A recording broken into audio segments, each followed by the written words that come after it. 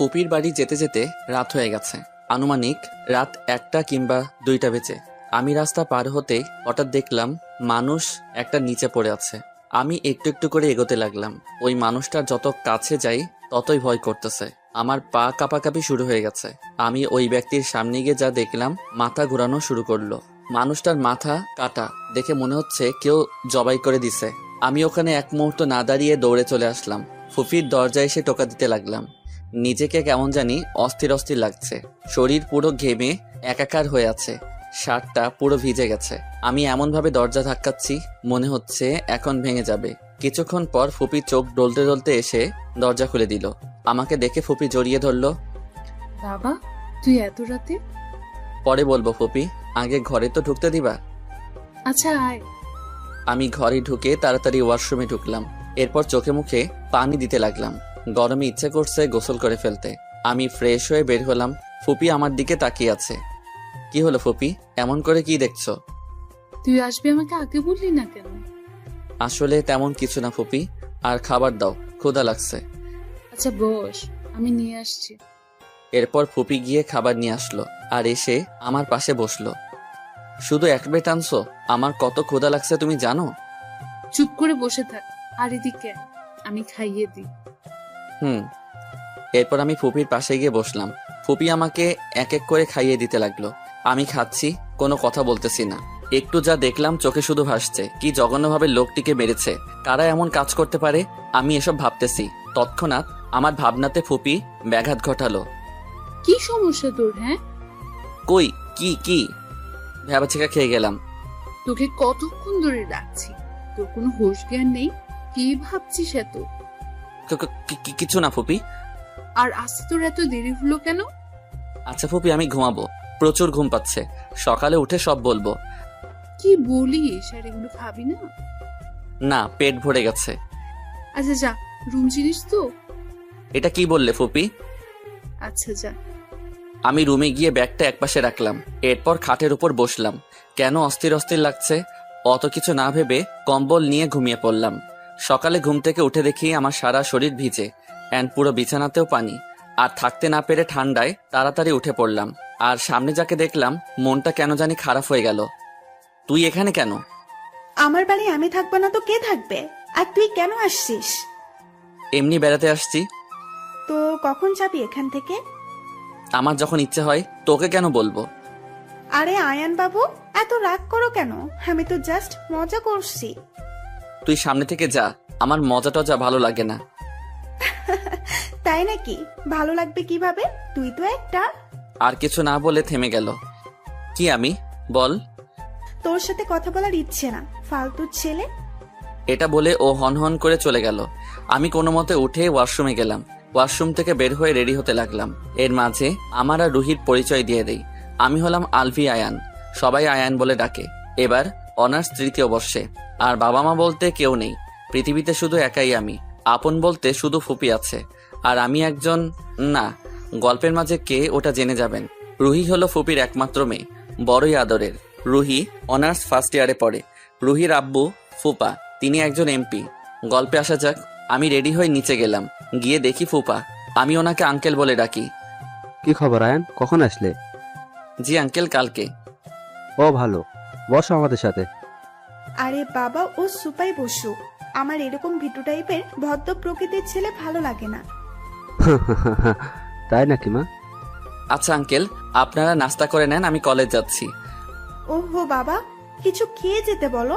যে শরীর, না খেয়ে থাকতে থাকতে একদিন দেখবে ঘুরে টুরে পড়ে যাবে। দেখবে তখন তাকে নিয়ে আমাদের টানাটানি করতে হবে।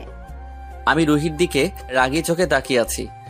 দেখছো বাবা আমাকে কেমন করে দেখতেছে? ওর নজর খারাপ, কখন কি করে বসে। চুপ কর রুহি, কি সব যাতা বলছিস? আর ও তোর বড় হয়, ভাইয়া বলে ডাকবি। একে আবার ভাইয়া ডাকবো?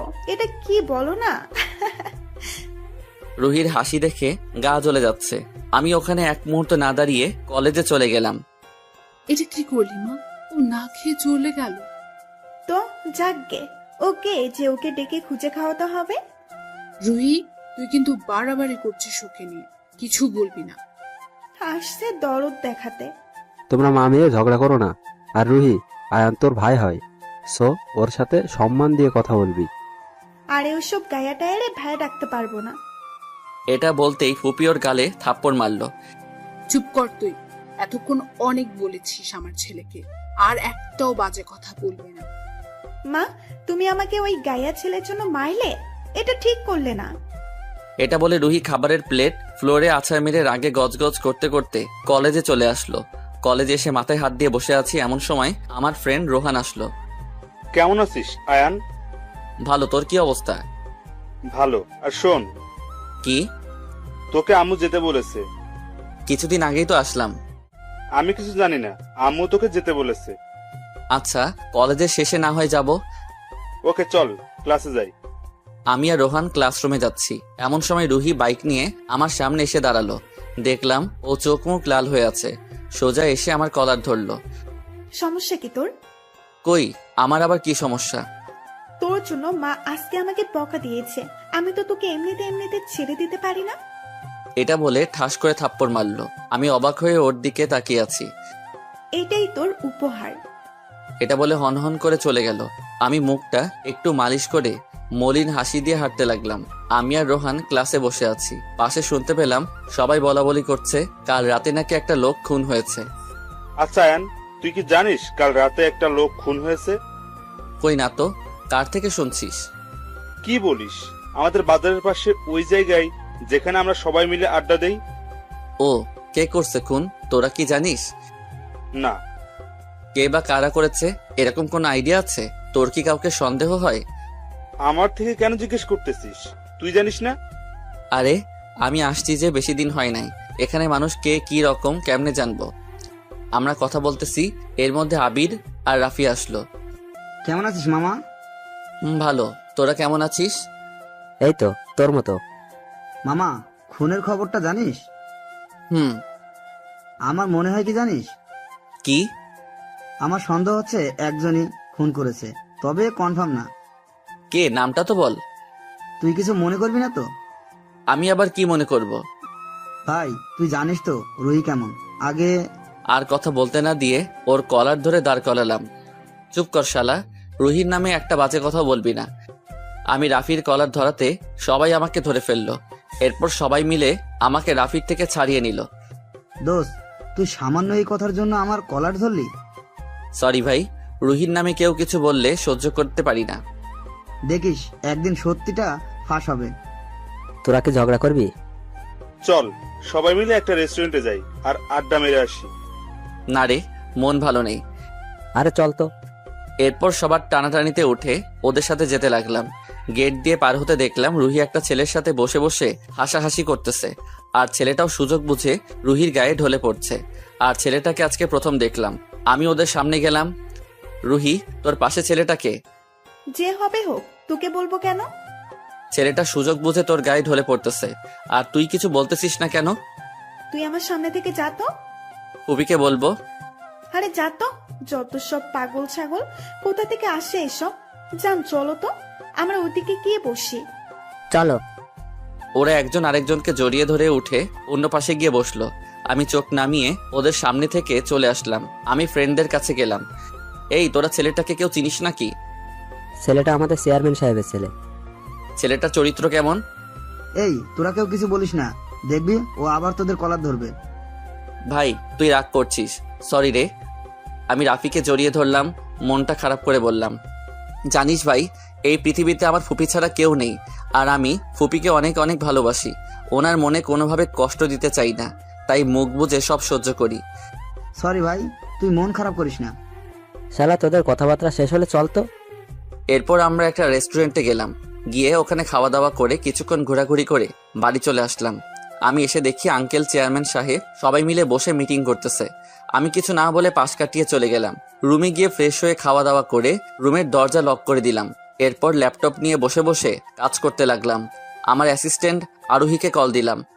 আসসালামু আলাইকুম স্যার। ওয়ালাইকুম আসসালাম, কি খবর? ভালো স্যার, কাজ কি শেষ? না, এখন বসছি। আর অফিসে সব ঠিকঠাক আছে তো? জি স্যার। কোনো সমস্যা হলে বলো, আমি এসে সলভ করে দিব। জি স্যার। আর আপনার ফুপি কেমন আছে? ভালো। আচ্ছা ভাই, আর কাজ শেষ হলে আমি তোমাকে মেইলে জানাবো। Okay sir. এরপর লাইন কেটে দিলাম। আমি সব ফাইল দেখে ল্যাপটপটা আবার লুকিয়ে রাখলাম। এরপর রুম থেকে বের হলাম। নিচে এসে দেখি ফুপি, রুহি আঙ্কেল সবাই মিলে আড্ডা দিচ্ছে। আমিও ওদের সাথে যোগ দিলাম। আমাকে বসতে দেখে রুহি নাক ছিটকে উঠল। তুই এখানে আসলি কেন? আর দেখতেছিস না আমরা কথা বলছি? আসলে সরি। আমি উঠে চলে আসতেই ফুপি আমার হাত ধরে ফেললো। ওনার দিকে তাকিয়ে দেখি উনি আমার দিকে ছলছল চোখে তাকিয়ে আছে। বস বাবা, কি করবো বল, আমার মেয়েটা যে ওরকম। ও কিছু না ফুপি, আমি যাচ্ছি, তোমরা কথা বলো। হুম।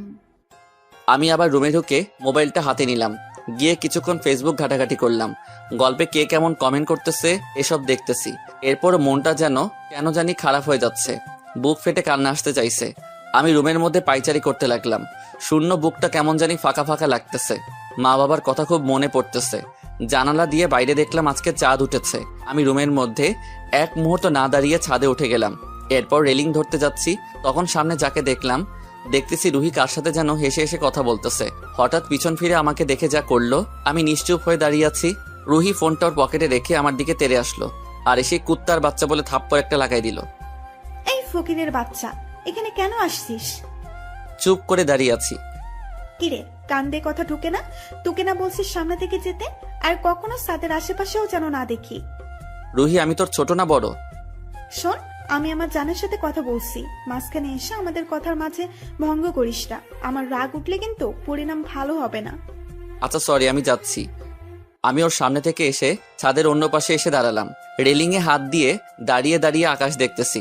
মা বাবা যদি থাকতো হয়তো তাদের কাছে গিয়ে বলতে পারতাম, মা, আমার এই বুকে অনেক কষ্ট, সবকিছু থেকেও যেন ফাঁকা ফাঁকা লাগছে। মা, তোমাদের সাথে যদি আমাকেও এসব ভাবতেছি। এমন সময় আবার রুহি আসলো। তুই বয়রা নাকি রে? কানে কথা ঢুকে না? চুপ করে আছি। আজকের পর জীবনে যদি তোকে এই সাদে পা রাখতে দেখি, তাহলে পা গুলো কেটে তোর হাতে ধরিয়ে দেব। এটা বলে ওর সামনে থেকে রুমে চলে আসলাম। এসে দরজা বন্ধ করে ঘুম দিলাম।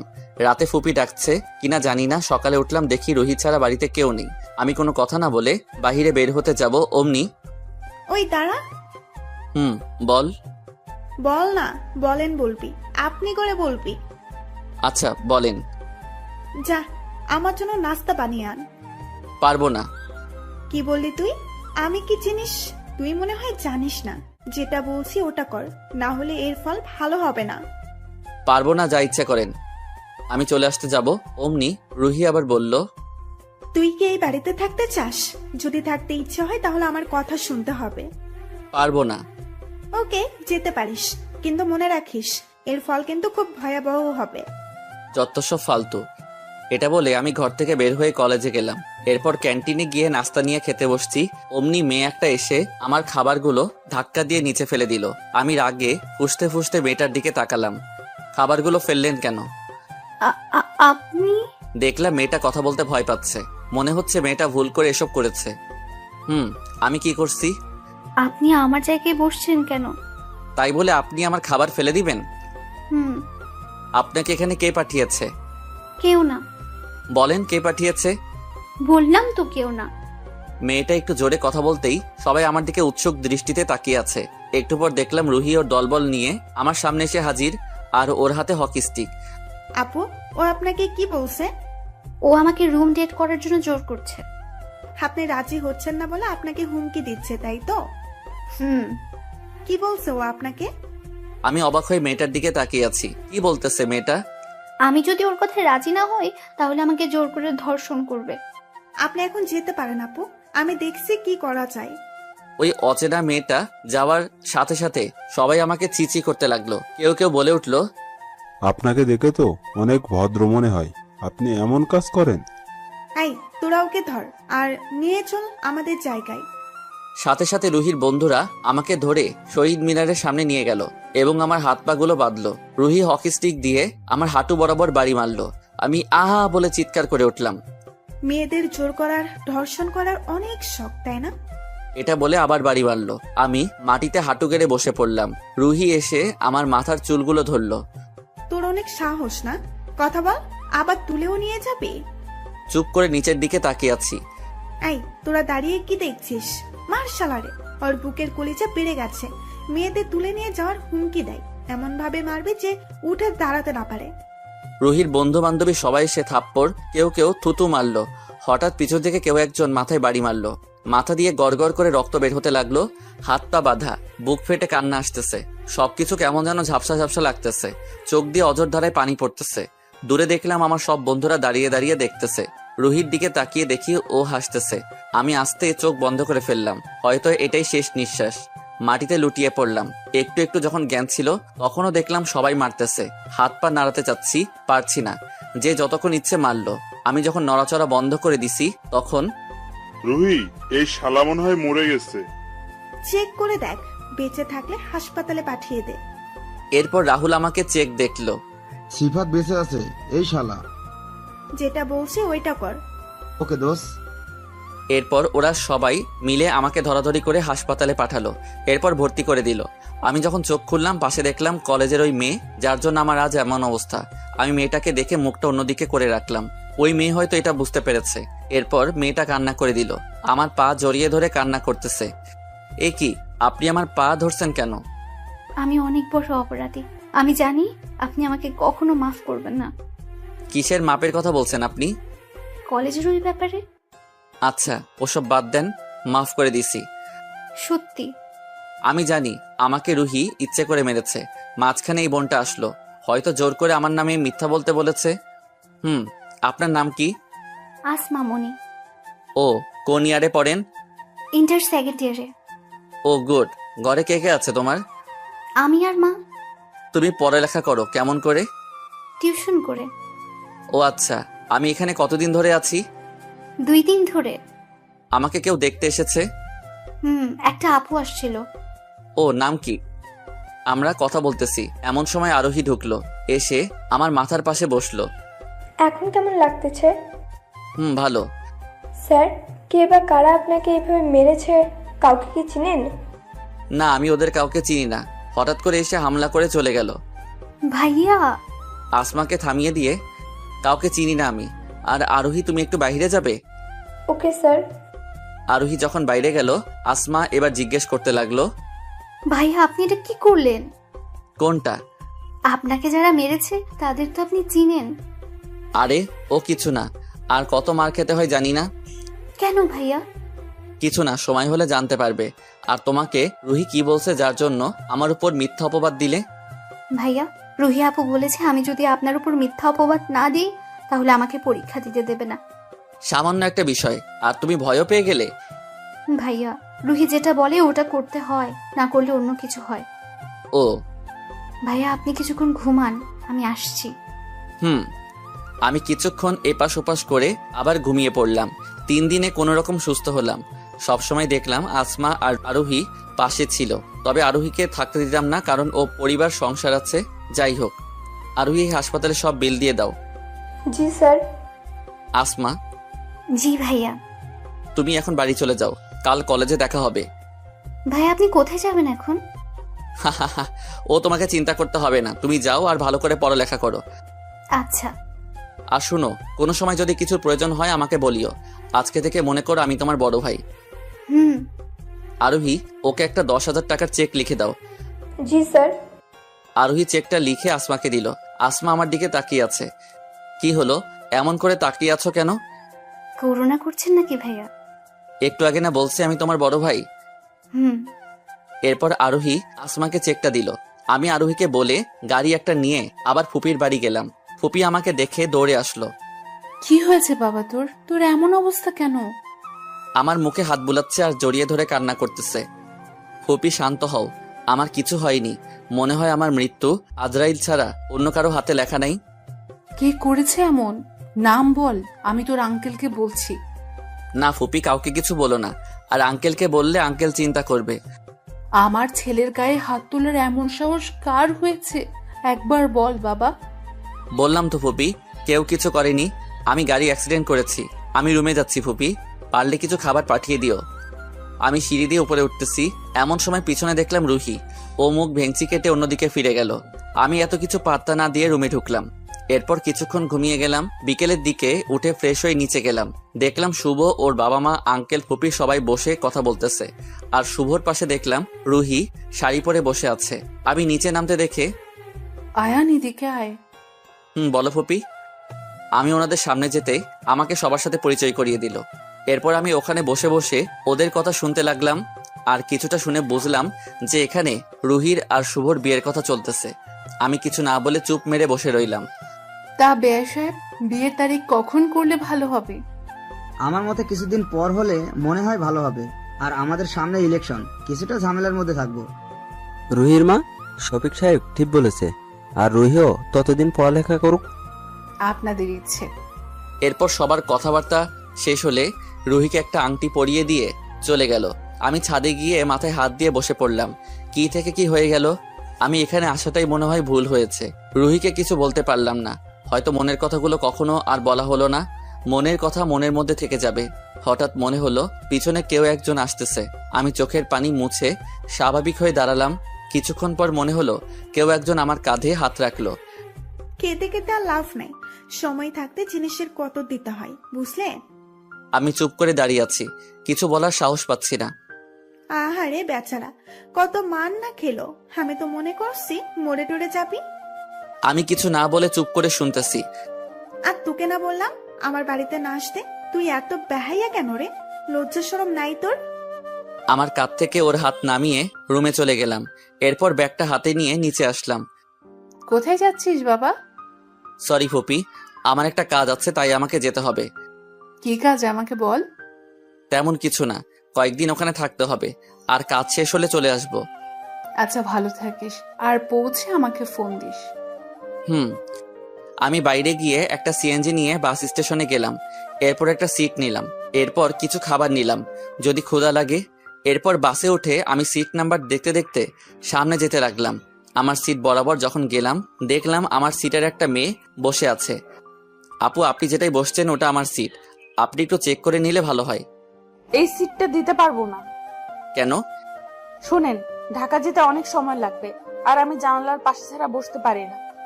এত কিছু বুঝি না, আপনি আমার সিট থেকে উঠেন। ওই মিয়া, একটা কথা যদি বলেন তাহলে আমি এখন চিল্লা পাল্লা করব, তখন মজা কারে কয় বুঝবেন। আচ্ছা সরি আপু, আপনার যেখানে ইচ্ছে সেখানে বসেন, এরপরও ঝামেলা করবেন না। ওকে। আমি সিটে বসে কানে ইয়ারফোন লাগিয়ে দিয়ে গান শুনতে লাগলাম। কখন যে ঘুমিয়ে গেলাম বুঝতেই পারিনি। কতক্ষণ ঘুমাইছি জানি না, তবে পাশে যে মেয়েটা বসেছিল দেখলাম সেই মেয়েটা ডাকতেছে। আমি উঠতে গিয়ে লজ্জায় পড়ে গেলাম, কারণ মেয়েটার কোলে শুয়েছিলাম। আমি লজ্জায় অন্যদিকে তাকিয়ে আছি। এমন অবস্থায় পড়লাম ইচ্ছে করছে উঠে যেতে, কিন্তু ওটাও যাবে না, কারণ উঠলে কি মনে করবে কে জানে। আমি রিয়া, আপনি? আমি আয়ান। ওনার দিকে হাত বাড়াতে কেমন জানি হাতটা কাঁপাকাঁপি শুরু হয়ে গেছে। এটা দেখে উনি মুচকি মুচকি হাসতে লাগলো। এবার উনি নিজে আমার হাতটা ধরলেন। ভয় পাচ্ছেন নাকি? আসলে একটু নার্ভাস লাগছে। কোনো ব্যাপার না। কি করেন, কোথায় থাকেন, লেখাপড়া করেন নাকি বেকার হয়ে ঘুরে বেড়ান? আমি হাঁ করে মেয়েটার দিকে তাকিয়ে আছি। কি বলছে মেয়েটা, এত কিছুর উত্তর কিভাবে দিব ভাবতেছি। এমন অবস্থায় মেয়েটা, রিয়া সমাধান করে দিল। আমি একটু বেশি বলে ফেলছি মনে হয়। না, তেমন কিছু না। আপনার মুখ দেখে বোঝা যাচ্ছে। কি বুঝতেছেন? আপনি একটা ভীতু মার্কা, ওটা বোঝা যাচ্ছে। ও তাই নাকি? আমার কপালে লেখা আছে মনে হয়।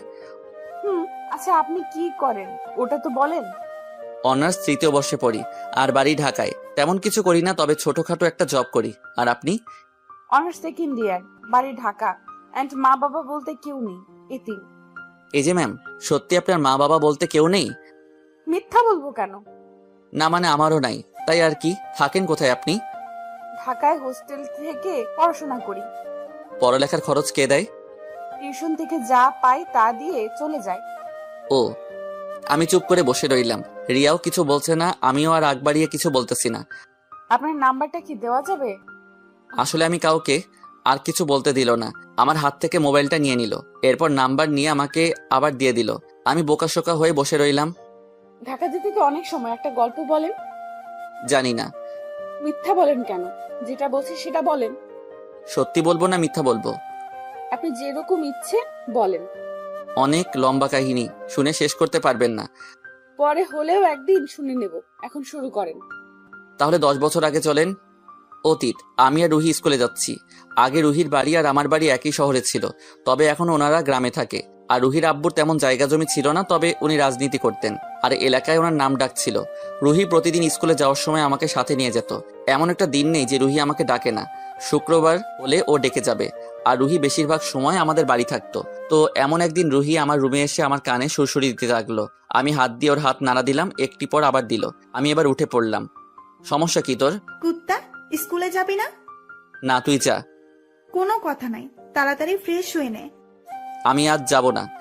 তুই না গেলে আমিও যাব না। এটা বলে রুহি আমার পাশে এসে শুয়ে পড়ল। আমি তাড়াতাড়ি বিছানা থেকে নেমে গেলাম। তোকে কি করলে উঠবি আমি ভালো করে জানি শৈতান। আমি নিচে মামির কাছে আছি, তুই তাড়াতাড়ি আয়। আচ্ছা। এরপর আমি ওয়াশরুমে ঢুকে হাত মুখ ধুয়ে স্কুলের ইউনিফর্ম পরে নিচে আসলাম। এরপর নাস্তা করে দুজন আব্বুর গাড়িতে উঠলাম। এরপর আব্বু আমাদের নামিয়ে দিয়ে ওনার অফিসে চলে গেল। আমি গিয়ে একটা বেঞ্চে বসলাম। আমার পাশে রুহিও বসলো। স্যার অনেক বারণ করে আমার সাথে না বসতে, কিন্তু ও কারো কথা শুনে না। ও যেটা বলবে ওটা করবে। এরকম করতে করতে আমি এসএসসি দিয়ে কলেজে ভর্তি হলাম। এরপর এদিক ওদিক হতে হতে ইন্টার সেকেন্ড ইয়ারে উঠলাম। রুহি এসএসসি দিল। আমার পড়ালেখার মান ভালো ছিল। এদিকে রুহি সারাক্ষণ ঝগড়াঝাটি মারামারি এগুলো নিয়ে পড়ে থাকতো। তো এমন একদিন একটা মেয়ে এসে আমাকে প্রপোজ করলো। Ayan, I love you. আমি তোমাকে অনেক অনেক ভালোবাসি। আমি হাঁ করে মেয়েটার দিকে তাকিয়ে আছি। মেয়েটা ফুল হাতে নিয়ে হাঁটু গেড়ে বসে আছে। আমি যখনই কিছু বলতে যাব তখনই রুহি এসে হাজির। মেয়েটাকে দাঁড় করিয়ে লাগাই দিল একটা। এই তোর সাহস কি করে হয় ওকে প্রপোজ করার? এটা বলে মেয়েটার চুল ধরে টানতেছে। আমি রাগ কন্ট্রোল করতে না পেরে রুহির গালে ঠাস করে একটা লাগাই দিলাম। এই ছাড় মেয়েটাকে, আর তুই দিন দিন খারাপ হয়ে যাচ্ছিস। রুহি আমার দিকে চোখ লাল করে তাকিয়ে আছে। তুই এই মেয়ের জন্য আমাকে মারলি? তা না করে কি করব? তুই একটু বেশি বাড়াবাড়ি করতেছিস। আমি বাড়াবাড়ি করি? তা নয় তো কি? আর ছেলেদের মতো ঝগড়া করিস কেন? তুই ছোট হয়ে ওর গায়ে হাত তুলছিস কেন? কিসের ছোট? কোন দিক দিয়ে আমাকে ছোট মনে হয় তোর? ফালতু কথা বলার সময় নাই, যত সব। আমি রুহির সামনে থেকে চলে আসলাম। আমি ইন্টার পরীক্ষা দেওয়ার পর যখন রেজাল্ট ভালো হলো তখন বাবা বলতেছে দেশের বাইরে গিয়ে পড়তে। আমিও রাজি ছিলাম। অনেক স্বপ্ন ছিল বাইরে থেকে গ্র্যাজুয়েশন কমপ্লিট করব।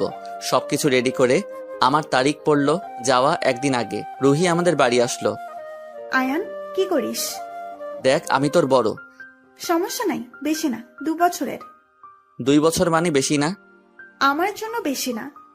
আচ্ছা, কি বলতে আসছিস বল। একটা কথা বলার ছিল। ওকে বল। এখানে না। তাহলে? রুহি আমাকে টানতে টানতে ছাদে নিয়ে আসলো। এরপর যেটা বলল আমি শুনে অবাক হয়ে গেলাম। আয়ান, তুই বিদেশে গেলে আমাকে ভুলে যাবি না? আরে ধুর, এসব কি বলিস তুই? তোকে ভুলে থাকা অসম্ভব। তাহলে যাইস না প্লিজ। কি বলিস এগুলো? হ্যাঁ, সবগুলো রেডি হয়ে গেছে, আর কালকে চলেও যাব। তুই আমার কথা শুনবি না? সরি, তোর এমন আবদার রাখতে পারবো না। ওকে। রুহি আমার সামনে থেকে গিয়ে ছাদের এক কোণে গিয়ে ফুপিয়ে ফুপিয়ে কেঁদে উঠল। আমি ওর কান্না দেখে দৌড়ে ওর কাছে গেলাম। কি হয়েছে রুহি, কান্না করছিস কেন? আমার সাথে কথা বলিস না, যা। না, যাব না। বল কি হয়েছে? আমি যদি কিছু চাই দিবি? তোর কোনো চাওয়া অপূর্ণ রাখছি, বল। সত্যি দিবি? বল। রুহি আমার বুকে ঝাঁপিয়ে পড়ল আর শক্ত করে জড়িয়ে ধরল। এরপর বলতে শুরু করলো। তোকে কখনো প্রেম করতে দিতাম না, কেন জানিস? আমি চাই তোর মনে শুধু আমি থাকি। তোর মনের ঘরে আমি ছাড়া আর কারো বসবাস করবে না। তোকে এক মুহূর্ত না দেখলে আমার চোখে ঘুম আসে না। কি করব বল? তোকে যে বড্ড বেশি ভালোবাসি। তোকে ছাড়া আমি অচল। তুই চলে যাবি শুনে আমার মাথায় আকাশ ভেঙে পড়ছিল। এমন একটা দিন নেই যে তোকে চালাই নাই। তুই না থাকলে কাকে চালাবো বল? তোকে এক মুহূর্ত না দেখলে মনে হয় অনেক বছর দেখিনি। জানিস আমি ছোট থেকে তোকে ভালোবাসতাম, কখনো বলার সাহস হয়ে ওঠেনি। কিন্তু তুই কাল চলে যাবি শুনে আমার ধৈর্যের বাঁধ ভেঙে গেছে। আমি তোর বাচ্চার আম্মু হতে চাই, সেই অধিকার কি দিবি? রুহি কান্না করছিল আর কথাগুলো বলছিল। আসলে আমিও রুহিকে ভালোবাসি। আমি রুহিকে আপন করে নিতে যাব, অমনি আমার স্বপ্নের কথা মনে পড়ল। আমি রুহিকে আমার থেকে ছাড়িয়ে হাঁটিয়ে একটা চড় দিলাম। আজকে থেকে আমার সামনেও আসবি না, তুই না আমার বোন, এগুলো ভাবলি কি করে? রুহি আমাকে জোর করে আবার জড়িয়ে ধরল। প্লিজ আয়ান, আমাকে এভাবে ফিরিয়ে দিস না। আমি বাঁচবো না, তোকে না পেলে মরে যাবো আমি। যা ইচ্ছে কর, ছাড় আমাকে। প্লিজ আয়ান, এরকম করিস না। আমি সত্যিই মরে যাবো তোকে না পেলে। প্লিজ আমাকে ছেড়ে যাস না, আমি তোর পায়ে পড়ছি। তারপরও বিদেশ চাস না? তুই না বলতে আমি তোর কলিজা। আমি জানি তুইও আমায় ভালোবাসিস। প্লিজ আমার কথাটি একটিবারের জন্য হলেও ভেবে দেখ। আমি রুহির বাহু ধরে দাঁড় করিয়ে, শোন ছোট ছোট এর মতো থাক। আর তোর আর আমার যাই বল, তুই কোথায় আর আমি কোথায়, তোর মারামারি আমার এগুলো একদম ভালো লাগে না। যখন এগুলো ছেড়ে ভালো হবি তখন ভালোবাসবো। আমি সব ছেড়ে দিব, এরপরেও তুই বিদেশে যাস না? শোন, আমার লাইফে ভালোবাসা থেকে স্বপ্ন বড়, আর তোর এগুলো ভালোবাসা না, কিছুটা ভালো লাগা, মোহ। আমি জানি তুই আমি চলে গেলে আমাকে ভুলে যাবি। আর কি যেন বললি, ও আমাকে ভালোবাসিস? আমি তোকে ভালোবাসি না। আর বাংলাদেশ থেকে তোর মতো কোনো একটা পাগল ছাগলকে ভালোবাসিস। তুই যেমন তেমন ছেলে দেখিস, বুঝলি? Good bye. রুহি ওখানে দাঁড়িয়ে আছে, আর ওর চোখ দিয়ে পানি ঝরছে। কোনো রকম কথা বলছে না, ওখানে ঠাই দাঁড়িয়ে আছে। আমি এত কিছু না ভেবে রুমে চলে আসলাম। এরপর নিজে নিজে কান্না করতে লাগলাম। আমি আজ রুহির গায়ে হাত তুলেছি, ওকে কতটা কঠোর কথা বলেছি। আমার কথাগুলো শুনে ও অনেক কষ্ট পেয়েছে, এটা ভেবে ঢুকতে ঢুকতে কান্না আসছে। কিন্তু কান্না করলে হবে না, আর পড়ালেখা শেষ করে আসলে তখন আপন করে নিব। এখন এগুলো না ভাবলেও চলবে। রাতে খাবার খেতে নিছে, আর গেলাম না, ঘুমিয়ে গেলাম। এরপর সকালে উঠে আব্বু আম্মুকে বলে বের হচ্ছি, তখন খেয়াল করলাম রুহি ছাদে আর কান্না করতেছে। ওর চোখ দিয়ে ঝরঝর করে পানি পড়তেছে। আঙ্কেল চলেন। ড্রাইভার আঙ্কেলকে গাড়ি টান দিতে বললাম। হুম। এরপর এয়ারপোর্টে গেলাম, যা যা করার দরকার সব শেষ করে প্লেনে উঠলাম। এরপর বসতে বসতে অনেক বোরিং লাগছিল, কখন যে ঘুমিয়ে গেলাম জানি না। এরপর প্লেন যখন থামলো দেখলাম সবাই নামতেছে, আমিও নেমে গেলাম। এরপর ইংল্যান্ডের এয়ারপোর্টে সব কাজ শেষ করে ওই দেশের মাটিতে যখন পা রাখলাম, তখন মনটা কেমন জানি করে উঠল। রাস্তায় বের হয়ে একটা গাড়ি নিয়ে আঙ্কেলের বাসায় চলে গেলাম। আব্বুর বন্ধু, আমাকে দেখে আন্টি আসলো। কখন আসলে বাবা? আর আমাদের তো একটুও বলো নাই। আন্টি আসলে খেয়ালই ছিল না, সরি। হইছে, এসব থাক, এখন যা, গিয়ে হাত মুখ ধুয়ে আয়, আমি খাবার রেডি করছি। এরপর আন্টির থেকে রুম কোনটা জিজ্ঞেস করে ওই রুমে গিয়ে ব্যাগটা রেখে এরপর ফ্রেশ হয়ে নিচে আসলাম। এসে দেখি একটা পিচ্চি আমাকে চেয়ারে বসতে দেখে, আম্মু ওই ছেলেটাকে তুমি চিনবে না, আর আজকে থেকে ওনাকে ভাইয়া বলে ডাকবে, কেমন? আমি ওনাকে ভাইয়া কেন রাখবো? কারণ উনি তোমার বড়। আন্টি সমস্যা নাই, ওর যেটা ইচ্ছে ডাকুক। তোমার নাম কি? ওহ আয়ান। আর তোমার? আলিফ। আমি জানি আমার নাম ভালো। আলিফ, বড়দের সাথে কেউ এভাবে কথা বলে? আরে আন্টি ধমকাতে হবে না, পরে ঠিক হয়ে যাবে। এরপর খাওয়া দাওয়া করে রুমে গেলাম। এরপর সকালে উঠে আঙ্কেল সহ গিয়ে একটা ভার্সিটিতে ভর্তি হলাম। এরপর শুরু হলো আমার জীবন। এরকম করতে করতে 1 মাস চলে গেল। হঠাৎ একদিন শুনলাম রুহি সুইসাইড করতে চেয়েছিল। এটা শুনে অনেক খারাপ লাগলো, আর এখান থেকে যেতেও পারবো না। যদি বাংলাদেশ হতো তাহলে ভেবে দেখা যেত। এরপর আর কি হয়েছে জানি না। এখানে এসে আমার অনেক বন্ধু বান্ধবও হয়ে গেছে। 1 বছর হয়ে গেল, আর কোনোদিন রুহি বা আব্বু আম্মু রুহির কথা বলতো না। মনে মনে ভাবছি রুহি হয়তো রেগে গেছে, নয়তো আমাকে ভুলে গেছে। একদিন আমি কলেজ থেকে বাড়ি ফিরছিলাম, এমন সময় আব্বুর মোবাইল থেকে কতগুলো ছবি আসলো এবং একটা লেখাও আসলো। আমি এত পাত্তা না দিয়ে বাড়ি গেলাম। এরপর খাওয়া দাওয়া করে রুমে এসে মোবাইল চালু করে বাবা কি দিছে ঢুকে অবাক হয়ে গেলাম। তাহলে চলেন কি লেখা আছে।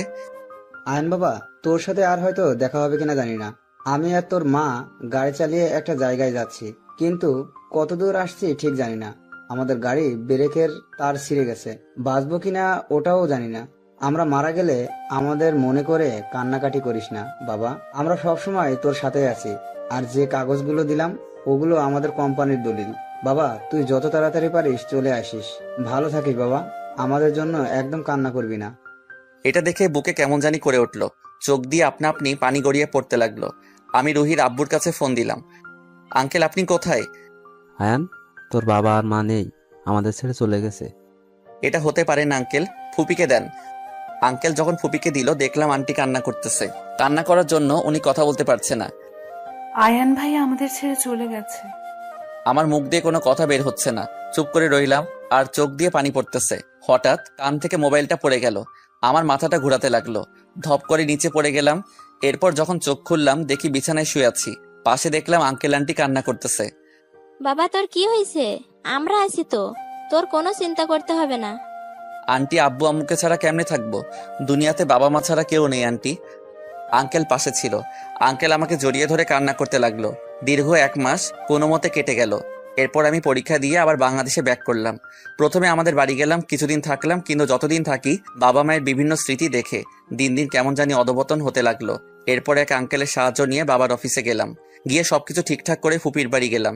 ইচ্ছা ছিল রুহিকে ভালোবাসার কথা বলবো, কিন্তু বলা আর হলো না। বর্তমান ওই ওই ভাবনার জগৎ থেকে আসেন। আর আপনার কাহিনী শুনে অনেক খারাপ লাগলো। হুম। এখন নামেন, আমরা ঢাকায় চলে আসছি। এরপর বাস থেকে নেমে যে যার মতো চলে গেলাম।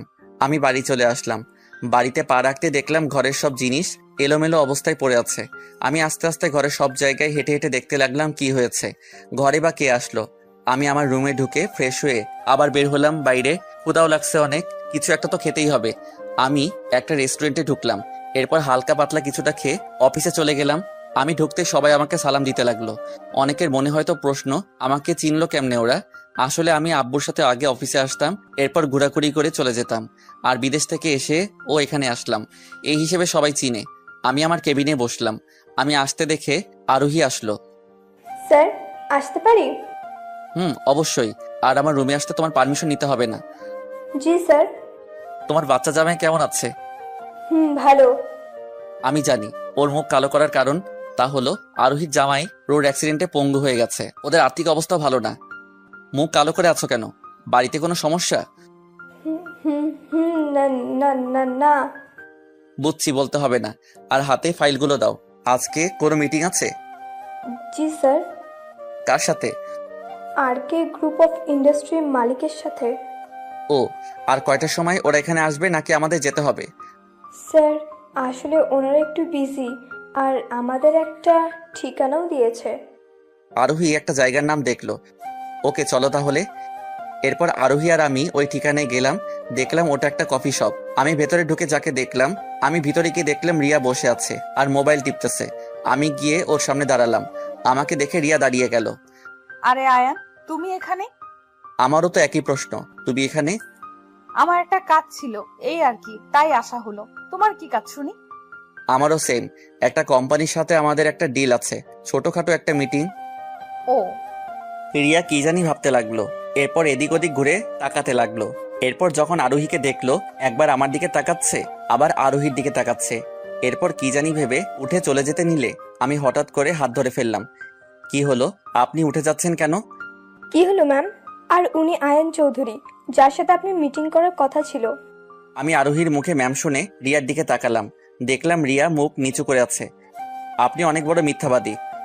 আসলে আমার বড়লোকের মেয়ে, ওটা পরিচয় দিতে ইচ্ছে করে না। ও, তাই বলে আমাকেও মিথ্যা বলবেন? আপনি আমার কে হন যে আপনাকে সত্যি বলতে যাব? ও সরি। হাত ছাড়েন মিস্টার লুচু। কি আমি লুচু? আমি চোখ বড় বড় করে তাকালাম। আরোহী, তোমার স্যারকে বলো ওনাকে কেউ ভয় পায় না, আর বেশি ভয় দেখাতে আসলে সমস্যা আছে, বলে দাও।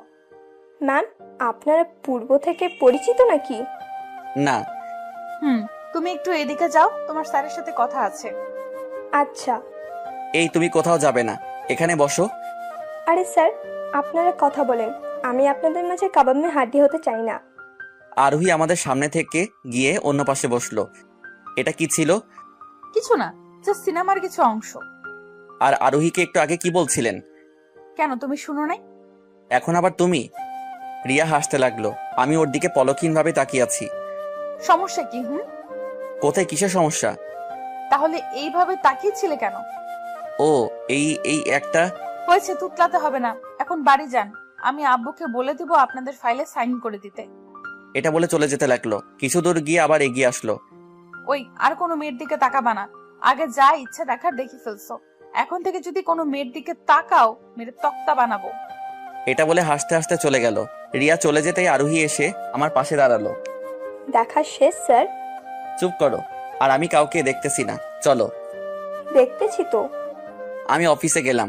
এরপর অফিসের পিয়নকে বলে ঘরের জন্য একটা কাজের মেয়ে আর একটা বাড়ি দারোয়ান ঠিক করলাম। রুমে শুয়ে শুয়ে ভাবতেছি রিয়া কি বলল। সবকিছু যেন মাথার উপর দিয়ে যাচ্ছে। হঠাৎ দরজায় ঠকঠক আওয়াজ হতে লাগলো। আমি গিয়ে দরজা খুলে দিলাম। দেখলাম কাজের মেয়েটা। কি হলো? ভাইজান, খেতে আসেন। আচ্ছা, আপনি যান, আমি আসছি। এরপর নিচে গিয়ে খাওয়া দাওয়া করলাম, কিন্তু খাওয়ায় তৃপ্তি মিলছে না, কিছু একটা কম হয়েছে মনে হয়। আমি রুমে গিয়ে ঘুম দিলাম। সকালে দেখি ফোন বাজতেছে। আমি ঘুম ঘুম চোখে, হ্যালো, কে বলতেছেন? আমি তোমার বউ বলতেছি। এটা শুনে লাফ দিয়ে উঠলাম। মোবাইলটা কান থেকে নিয়ে নাম্বার চেক করতেছি কে ফোন দিছে, আর বউ বা কে। মজা না করে কে, নাম বলেন। আমি আয়ান চৌধুরীর বউ, মিসেস রিয়া চৌধুরী। ও, এটা বলে ফোন কেটে দিলাম। আবার কম্বল টেনে ঘুমিয়ে পড়লাম। হঠাৎ মনে হলো আমার রুমে কেউ একজন এসেছে। দরজা খোলার আওয়াজ পেলাম। আমি না উঠে কম্বলের ভিতর দিয়ে যা দেখলাম, তাড়াতাড়ি কম্বল ফেলে উঠে পড়লাম। আপনি এখানে কেন? আর আমার রুমে বা কাপড় বদলাচ্ছেন কেন? আমি জানতাম আমি আসার সাথে সাথে তুমি জেগে গেছো, আর আমি ডাকলে হয়তো ঘুমের ভান করে শুয়ে থাকতে, আর আমার ইচ্ছে হলো তাই কাপড় বদলাচ্ছি। এখানে পাল্টাচ্ছেন কেন? আপনার বাড়ি গিয়ে পাল্টান। কিছুদিন পর এটা আমার বাড়ি হবে, বুঝলে? স্বপ্ন দেখা বাদ দাও। আমার কথা না শুনলে জোর করে আদায় করব। মানে কি আদায় করবেন? রিয়া হাতে শাড়ির আঁচল পেঁচাচ্ছে, একবার পেঁচিয়ে আবার খুলে, আর আমার দিকে দুষ্ট চাহনি দিয়ে তাকিয়ে আছে। এক পা করে সামনে এগোচ্ছে। আমি রিয়ার মতলব বুঝে পিছনে যেতে লাগলাম। পিছনে যেতে যেতে আবার খাটে পড়ে গেলাম। বেচারা, পালানোরও জায়গা নাই। আপনি রুম থেকে বের হন। আগে আমার জিনিস আদায় করে নেই। আপনি কিন্তু বাড়াবাড়ি করতেছেন। তোমার যেটা ইচ্ছে সেটা ভাবতে পারো। আমি কিন্তু চিৎকার করব। কেউ আসবে না। ঘরের কাজের মেয়েটাও আছে, চলে আসবে। আসলে আসুক, ওকে ভয় পাই না। আমি কিন্তু কি কি করবে শুনি? কি বলবো মুখেও আসতেছে না। ধুর, মাথায় একটা চড় মারলাম। শান্ত হও বেবি, কাছে আসো একটু। এই আপনি এত নির্লজ্জ কেন? আমি ওইরকমই। আমার দুপাশে হাত দিয়ে আস্তে আস্তে আমার মুখের দিকে অগ্রসর হতে লাগলো। আমি ভয়ে চোখ বন্ধ করে ফেললাম। এই মুহূর্তে কেউ আসতো অনেক ভালো হতো। আল্লাহ বাঁচাও। চোখ খুলে দেখি রিয়া আমার ঠোঁটের দিকে এগিয়ে আসছে। ওর ঠোঁটগুলো কাঁপতেছে। আমার ঠোঁটের থেকে রিয়ার ঠোঁটের দূরত্ব 1 ইঞ্চি থেকে বেশি হবে না। যেই না কিস দিবে এমন সময় দরজা ধাক্কাতে লাগলো। ভাইজান ওঠেন, নাস্তা রেডি। আমার বাড়িতে যে মেয়েটা কাজ করে ওর নাম জরিনা। মেয়ে অনেক ভালো আর সম্মানও করে। জরিনা দরজা ধাক্কাতে রিয়ার হুঁশ আসলো। এরপর রাগ করে থমথম করে রুমে দরজা খুলতে গেল। ওই, তুই আরেকটু পরে আসতে পারলি না? এখনই আসার সময় হলো। মাফ করেন আপা, ভুল হয়েছে। ওকে বকে লাভ নাই মিস, এখন যেতে পারেন। আল্লাহ বাঁচাইছে শাকচুনির হাত থেকে। কয়দিন বাঁচাবে? যখন অধিকার পাবো না ছিঁড়ে খাবো। আয় হায়, কয় কি? এদিকে রিয়া রাগে চোখ মুখ লাল হয়ে আছে। আহারে বেচারি, সামান্যর জন্য আশা পূরণ হলো না। হাসতেছো, ভালো করে হাসো। সময় আমারও আসবে, তখন সুদে আসলে একসাথে নিব। দেখা যাবে। বিছানা থেকে উঠে রিয়ার দিকে তাকিয়ে তাকিয়ে, আহা কি আনন্দ আকাশে বাতাসে। এত খুশি রাখবো কই? ইচ্ছে করে রিয়া এসে আমার গলা জড়িয়ে ধরে আমার পায়ের উপর উঠে আমার ঠোঁটে ওর ঠোঁট ডুবিয়ে দিল। আচমকা আক্রমণে বোকা বনে গেলাম। আমি খাম্বা হয়ে দাঁড়িয়ে আছি। রিয়ার কিস করা শেষ হলে ঠোঁট মুছে আমার দিকে তাকিয়ে হাসতেছে। মনে হচ্ছে বিশ্ব জয় করে ফেলেছে। এবার হাসো। বেকুব হয়ে ওখানে খাড়া হয়ে দাঁড়িয়ে আছি। এতক্ষণ তো অনেক হাসছো। উফ, তোমার ঠোঁটগুলো কি মিষ্টি। বাবাকে গিয়ে আজকে বলবো। কি বলবে? এই যে আজকে যেটা হলো। মানে? আমার লজ্জা করছে। লজ্জার গুলি মারি। আমাকে কিস করছো, ওটা গিয়ে বাবাকে বলবে? ছি ছি। ওটা না তো। তাহলে কি? আমাদের বিয়ের কথা। জেগে জেগে স্বপ্ন দেখো, সরো সামনে থেকে। আমি রিয়াকে সরিয়ে ওয়াশরুমে ঢুকে A to Z কাজ শেষ করে যখন আয়নায় নিজের মুখ দেখলাম, করে চিৎকার দিয়ে উঠলাম। এ কি হাল হলো আমার? ঠোঁটের অবস্থা 12টা বেজে গেছে। ঠোঁটগুলো লাল ঠকটকে হয়ে আছে, কিছুটা ফুলেও গেছে। আমি ঠোঁটের উপর হাত বুলাতে লাগলাম। এদিকে আমার চিৎকার শুনে রিয়া ওয়াশরুমের দরজা ধাক্কাতে লাগলো। আয়ান, কি হয়েছে আয়ান? দরজা খোলো। পেট নিয়ে আমার ঠোঁটগুলো তেরাভেরা করে আসছে। দরদ দেখাতে আমি ফ্রেশ হয়ে বের হলাম। আয়নার সামনে গিয়ে নিজেকে খুঁটিয়ে খুঁটিয়ে দেখতে লাগলাম। রিয়া আমার অবস্থা দেখে, আয় হায়, এই কি হাল হলো আমার? রিয়ার মুখ থেকে হঠাৎ এমন কথা শুনে ওর দিকে তাকালাম। কি হয়েছে আপনার? চোখে কি জানি পড়ছে, প্লিজ একটু দেখো না। আচ্ছা দাঁড়ান, আমি দেখছি। আমি রিয়ার কাছে গিয়ে ওর চোখ দেখতে লাগলাম, কিন্তু কিছু দেখতে পেলাম না। কই, কিছু তো নাই। মিথ্যা। মিথ্যা না, অনেকটা সত্যি। অনেকটা সত্যি মানে? পাগল টাগল হয়ে গেছেন? দূর। আমি রুম থেকে বের হয়ে নাস্তার টেবিলে বসলাম। দেখলাম অনেক খাবার, কিন্তু কিছু মুখে দিতে ইচ্ছে করছে না। পেটের ক্ষুধাও লাগছে। আমি একটু করে পরোটা ছিঁড়ে মুখে দিব, অমনি রিয়া এসে আমার পাশে বসলো। এত জায়গা থাকতে আমার পাশে কি? দূরে গিয়ে বসেন। আমার জামাইটা এরকম কেন? একটু রোমান্টিক না? আমি এরকমই। সমস্যা নেই, আমি সব ঠিক করিয়ে নিব। অ্যাটলিস্ট আমাকে খেতে তো দিবেন। ফালতু পেঁচাল না করে খাবার ইচ্ছে থাকলে খান, না হলে ভাগেন। ভাগ্য মানে? এটা আমার ফিউচার বাসা, তো হিসাব করে কথা বলো। ফিউচার বাসাও থাকে? আজ প্রথম শুনলাম। হয়েছে, এখন হা করো। দেখলাম রিয়া একটু পরোটা নিয়ে জল মাখিয়ে আমার মুখের সামনে ধরলো। আমি হা করে তাকিয়ে আছি। কি হলো, খাও।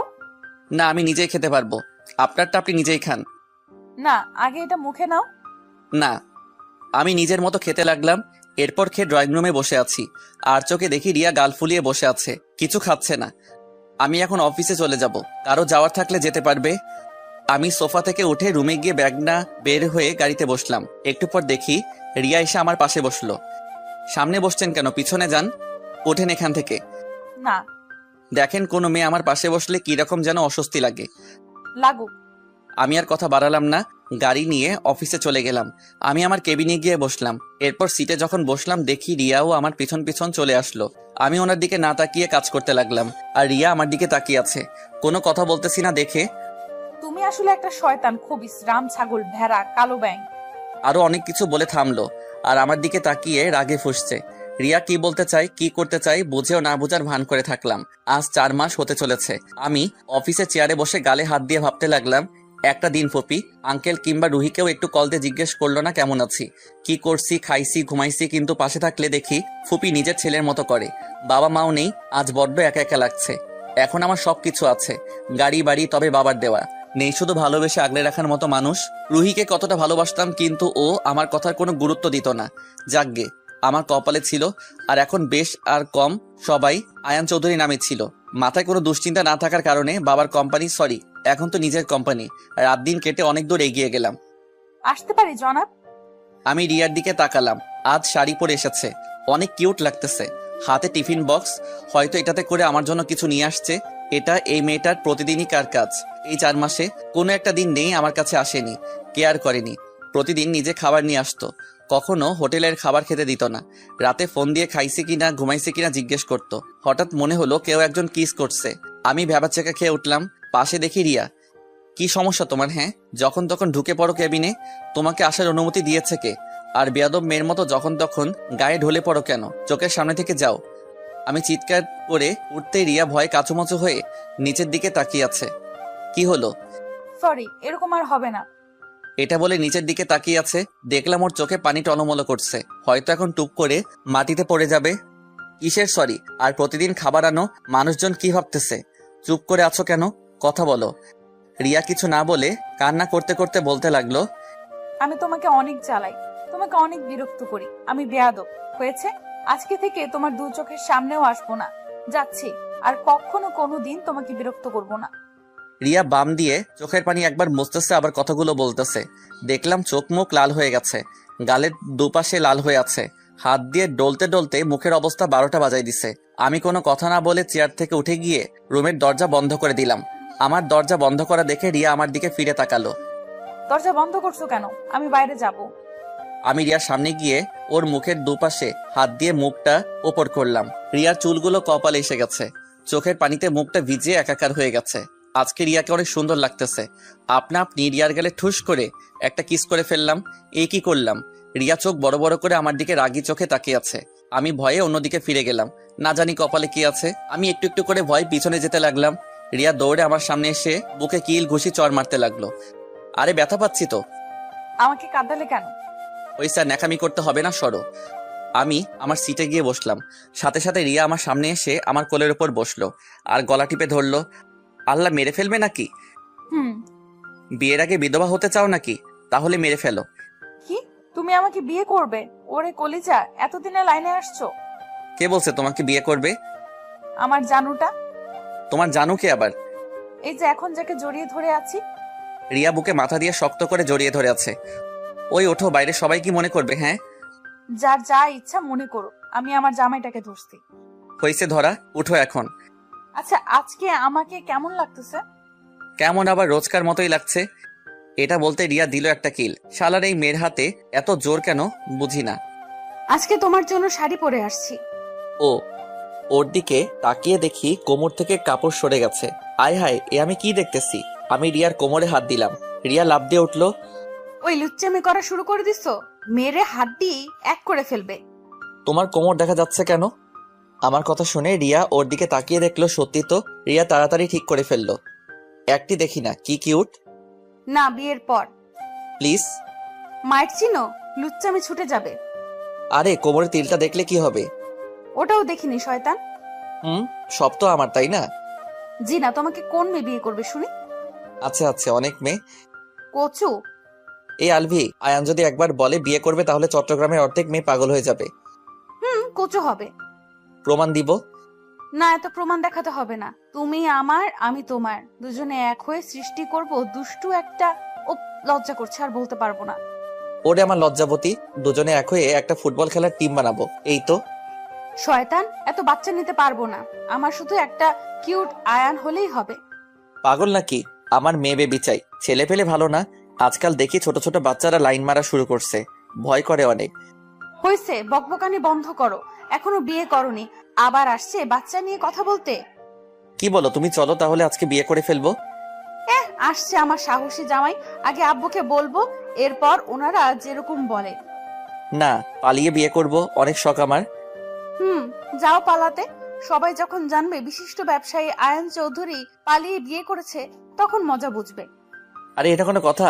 এখন স্বাভাবিক এগুলো। যদি তুমি রাজি থাকো তাহলে চলো। ফাইজলামি বন্ধ করো, আর ক্ষুধা লাগছে অনেক, খাইয়ে দাও আমাকে।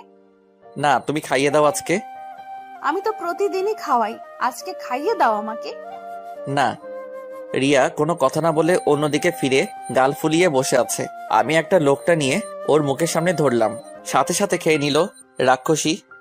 এইভাবে প্রতিদিন খাইয়ে দিবে আমাকে? জি না।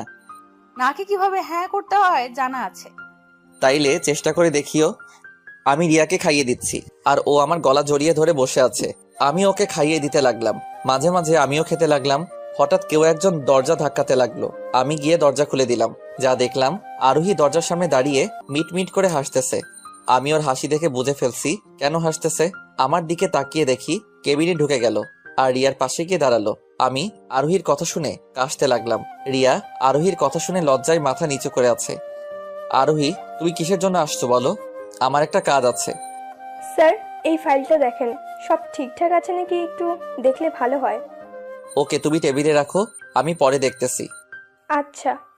আরোহী রিয়ার দিকে তাকিয়ে দুষ্টমি মার্কা হাসি দিয়ে চলে গেল। আমি রিয়ার সামনে যেতেই রিয়া অন্যদিকে ঘুরে গেল। কি ম্যাডাম, আপনার আবার কি হলো? কিছু না। জানি তো কোন একটা বিষয় অনেক রেগে আছেন, তা কি সেই বিষয়টা? কিছু না বললাম তো। বাপরে, আমার বাচ্চার আম্মু তো রেগে গেছে। আমি গিয়ে রিয়াকে পিছন থেকে জড়িয়ে ধরলাম। ঘাড়ে মাথা দিয়ে আছি। রিয়া চুলের ঘ্রাণে কেমন যেন মাথাল মাথাল মনে হচ্ছে। আমি নেশায় রিয়াকে শক্ত করে জড়িয়ে ধরলাম। রিয়াকে দেখলাম ওর শরীরটা কাঁপতেছে, আমার হাতগুলো শক্ত করে ধরে আছে। আস্তে আস্তে ও আমার দিকে অগ্রসর হতে লাগলো। হঠাৎ কি মনে করে যেন ওকে ছেড়ে দিলাম, মাথায় চাপড় মেরে। ধুর, আমার কাণ্ড কারখানা দেখে রিয়া হাসতে লাগলো। ওকে দেখলাম লজ্জায় নিচের দিকে তাকিয়ে আছে। আমি হাঁটু গেড়ে রিয়ার সামনে বসলাম। রিয়া আমার মাথার চুলগুলো নাড়াচাড়া করতে লাগলো। রিয়া বলে উঠলো, আম্মুকে বলবো? কি বলবে? আমাদের বিয়ের কথা। এখন? কিছুদিন পর করলে কেমন হয়? না, আমার খুব ভয় করতেছে। কিসের ভয়? আমি রিয়ার কোলে মাথা দিয়ে আছি। ও আমার মাথার চুলগুলো টেনে দিতে লাগলো। তোমাকে হারিয়ে ফেলার ভয়। ওরে বাবা, হারিয়ে গেলে কি আর করবে? অন্য কাউকে দেখে বিয়ে করে নিবে। এটা বলতে আমাকে ধাক্কা দিয়ে উঠে চলে যেতে লাগলো। দরজার মুখ পর্যন্ত গেল। আমি দৌড়ে ওর সামনে গেলাম, গিয়ে হাত ধরলাম, সাথে সাথে ঝাড়ি দিয়ে ছাড়িয়ে নিল। দরজা খুলে চলে যেতে লাগলো। আমি দৌড়ে ওর সামনে গিয়ে কান ধরে বসে পড়লাম। সরি জান, এবারের মতো ক্ষমা করে দাও, আর কখনো এরকম কথা বলবো না। রিয়া কোমরে হাত দিয়ে চোখ বড় বড় করে আমার দিকে তাকিয়ে আছে। কি হলো? সরি বললাম তো, প্লিজ শেষবারের মতো ক্ষমা করে দাও। আমি আস্তে আস্তে রিয়ার হাত ধরলাম। রিয়া কোনো কাণ্ডজ্ঞান নেই, হা করে তাকিয়ে আছে। এই দেখো, কান ধরে উঠবস করতেছি। একবার দুইবার দিয়ে হাঁপাতে লাগলাম। সত্যি বলতে একটু ড্রামা, তবে প্রেয়সী রাগ তো ভাঙাতে হবে, তাই আর কি। আমি হাঁপাতে হাঁপাতে ফ্লোরে বসে গেলাম। রিয়া ফিক করে হেসে উঠলো আর হাত দুটো বাড়িয়ে দিল। হাততালির আওয়াজ আসতেছে। মনে মনে ভাবতেছি, আমার রুমে হাততালি দিবে কে আবার? আমি পিছনে ফিরে যা দেখলাম, অফিসের সবাই হাততালি দিচ্ছে আর হাসতেছে। আমি শুকনো একটা হাসি দিয়ে, চলো বাইরে কাজ আছে। ওমা, তাই নাকি? ওকে চলো। আমি লজ্জায় কি বলবো, আর তাই রিয়াকে নিয়ে কেটে পড়াই ভালো। আমি রিয়াকে নিয়ে একটা রেস্টুরেন্টে ঢুকলাম। এরপর কিছু খাবারের অর্ডার করলাম। তুমি আমাকে বলবে না সবার সামনে চলে আসছি? না। কেন? এভাবে রাগ ভাঙবে না, না হলে কি ব্রেকআপ? আরে না না, কিসের ব্রেকআপ? জীবনেও এই নাম মুখে আনবে না। ওলে বাবা, আমার বাবুটা আমাকে খুব ভালোবাসে নাকি? কেন, সন্দেহ হয়? একটু একটু। ওকে, তোমার সন্দেহ নিয়ে তুমি থাকো, আমি গেলাম। সামনে এক পা বাড়ালে ওই পা কেটে রেখে দিব। ও মা গো, ভয় পেলাম। শয়তানি বন্ধ করো। না। চুপ করো তো, আমার কাছে কিন্তু চুপ করানোর ওষুধ আছে। তাই নাকি? দেখাও তো। ওকে। এটা বলে সামনে এগোতে লাগলো। আমি দূরে গিয়ে, এই যেখানে আছো চুপ করে বসো। তুমি চুপ করো। ওকে চুপ। আমি মুখের সামনে আঙুল ধরলাম। এটা দেখে রিয়া হাসতে লাগলো। এরকম সব সময়ই আমার কথা শুনবে, বুঝলে? চুপ করে আছি। এরপর খাবার আসলো, খেয়ে দিয়ে চলে গেলাম। এদিকে রুহি আর শুভর দিনকাল ভালোই চলছিল। রুহির বাবা মা মানে আঙ্কেল আর ফুপি ওদের মিলেমিশে থাকা দেখে, ওদের আচার আচরণ ঠিক দেখে বিয়ের তারিখ ঠিক করলো আগামী সপ্তাহে। রুহি সবসময় ঝগড়াঝাটি এসব নিয়ে পড়ে আছে। রুহি শুভকে অনেক ভালোবাসে, কিন্তু শুভ রুহিকে একটু ভালোবাসে না। সবার সামনে একরকম আর বাহিরে একরকম। যাই হোক, সামনে ওদের বিয়ের দিন ঘনিয়ে আসতে লাগলো। বাড়িতে নানা রকম আয়োজন চলতেছে। হয়তো সবাই আয়ান নামক মানুষটাকে ভুলে গেছে। এদিকে আমি রুমে শুয়ে শুয়ে রিয়ার কথা ভাবতেছি। মেয়েটা সত্যি আমাকে খুব ভালোবাসে। আর বুয়ার হাতে রান্না, একা একা থাকা কেমন যেন বোরিং লাগতেছে, কিছু ভালো লাগতেছে না। ছাদে গেলাম, ওখানেও মন টিকছে না। এদিক ওদিক হাঁটতে লাগলাম। এরপর রুমে এসে ডিনার করে রুমে গেলাম। ঘুমাতে গিয়ে ঘুম আসতেছে না। এরপর একটা সিদ্ধান্ত নিলাম, রিয়ার বাবার কাছে ফোন দিলাম। কেমন জানি লাগতেছে, কি বলবো ওনাকে? আঙ্কেল, আপনার মেয়েকে আমার সাথে বিয়ে দেন, এরকম কি বলবো মাথায় আসছে না। মোবাইলের দিকে তাকালাম, দেখলাম ফোন রিসিভ করছে। আসসালামু আলাইকুম। ওয়ালাইকুম সালাম। কেমন আছো আয়ান? জি ভালো। তো কিসের কল দিয়েছো? কোনো সমস্যা হয়েছে? কি হয়েছে বলতে পারো। আঙ্কেল, কথাগুলো মোবাইলে বলা যাবে না, যদি একটু দেখা করতেন। ওকে, কাল তুমি আমার অফিসে চলে এসো। আচ্ছা, এখন রাখি, ভালো থাকবেন। ওকে। আমি পাশে মোবাইল রেখে ঘুমিয়ে গেলাম। সকালে উঠে ফ্রেশ হয়ে নাস্তা করে নিলাম। এরপর অফিসে গিয়ে টুকটাক কিছু কাজ ছেড়ে আরোহীকে সহ গাড়ি নিয়ে আবার আঙ্কেলের অফিসে গেলাম। আরোহী, আমার না খুব ভয় করতেছে। কি যে বলেন না স্যার, রিয়া ম্যাডামের বাবাকে কি বলবেন? স্যার, আপনার মেয়েকে আমি ভালোবাসি, এখন বিয়ে করতে চাই। যদি মেনে নেন তো ভালো, আর না হলে জোর করে বিয়ে করে ফেলবো। চুপ করো তো। আঙ্কেলের সামনে গিয়ে তোমার ডায়লগ মারলে আঙ্কেল বিয়ে তো দূর, আমাকে দৌড়ানি দিবে। হয়েছে, চলেন এখন। আঙ্কেলের রুমের দিকে যত পা বাড়ায়, পা গুলো তত কাঁপাকাঁপি করে। মনে মনে ভাবতেছে, আঙ্কেল কি মেনে নিবে আমার কথা শুনে? উনি কেমন রিয়াক্ট করবে তখন আল্লাহ জানে। আল্লাহ মান সম্মান বাঁচিয়ে রেখো। এরপর ভয়ে ভয়ে আঙ্কেলের রুমের সামনে গেলাম। আঙ্কেলের রুম তো কোনটা জানি না, তবে সামনে যেটা দেখা যাচ্ছে মনে হয় ওটা আঙ্কেলের রুম। এরপর ওই রুমের সামনে গেলাম। দরজা খুলে যেটা দেখলাম, রিয়া একটা ছেলেকে জড়িয়ে ধরছে। আমি গিয়ে ওদের সামনে গলায় হাড়ি দিলাম। হঠাৎ রিয়া আমাকে ওর সামনে দেখে পাথর হয়ে দাঁড়িয়ে রইল। কি বলবে ওর মুখের ভাষা খুঁজে পাচ্ছে না। আমার দিকে আসতে লাগলো। আমি ওর থেকে দূরে সরে দাঁড়ালাম। এরপর যেটা বললাম, রিয়া শুনে অবাক হয়ে গেল। এই ছেলেটা কে রিয়া? ও আমার কাজিন। ও ভালো, চেয়ারে বসো।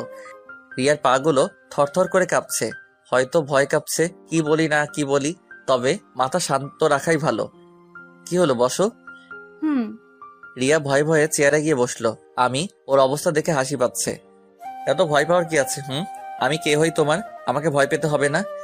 রিয়া চুপ করে বসে আছে, মনে হয় এখন কান্না করে দিবে। আরে ভাই, তুই কে আর দাঁড়িয়ে আছিস কেন? বস। ছেলেটাও আমার পাশে বসলো। আমি রিয়ার পিছনে গিয়ে ওর ঘাড়ে মাথা দিলাম। ছেলেটা হা করে তাকিয়ে আছে।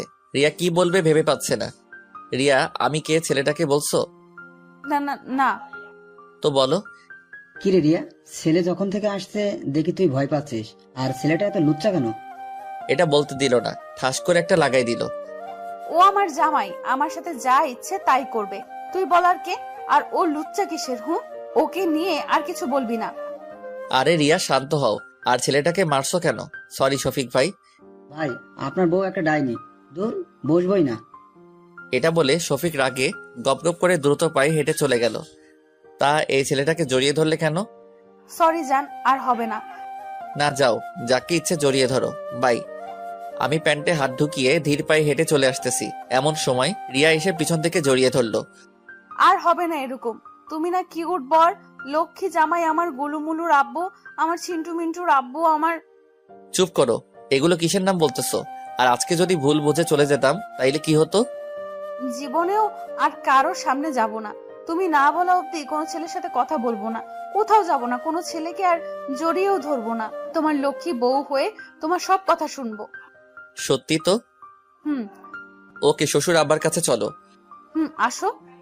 রিয়া সামনে এগোতে লাগলো আর আমি ওর পিছন পিছন যেতে লাগলাম।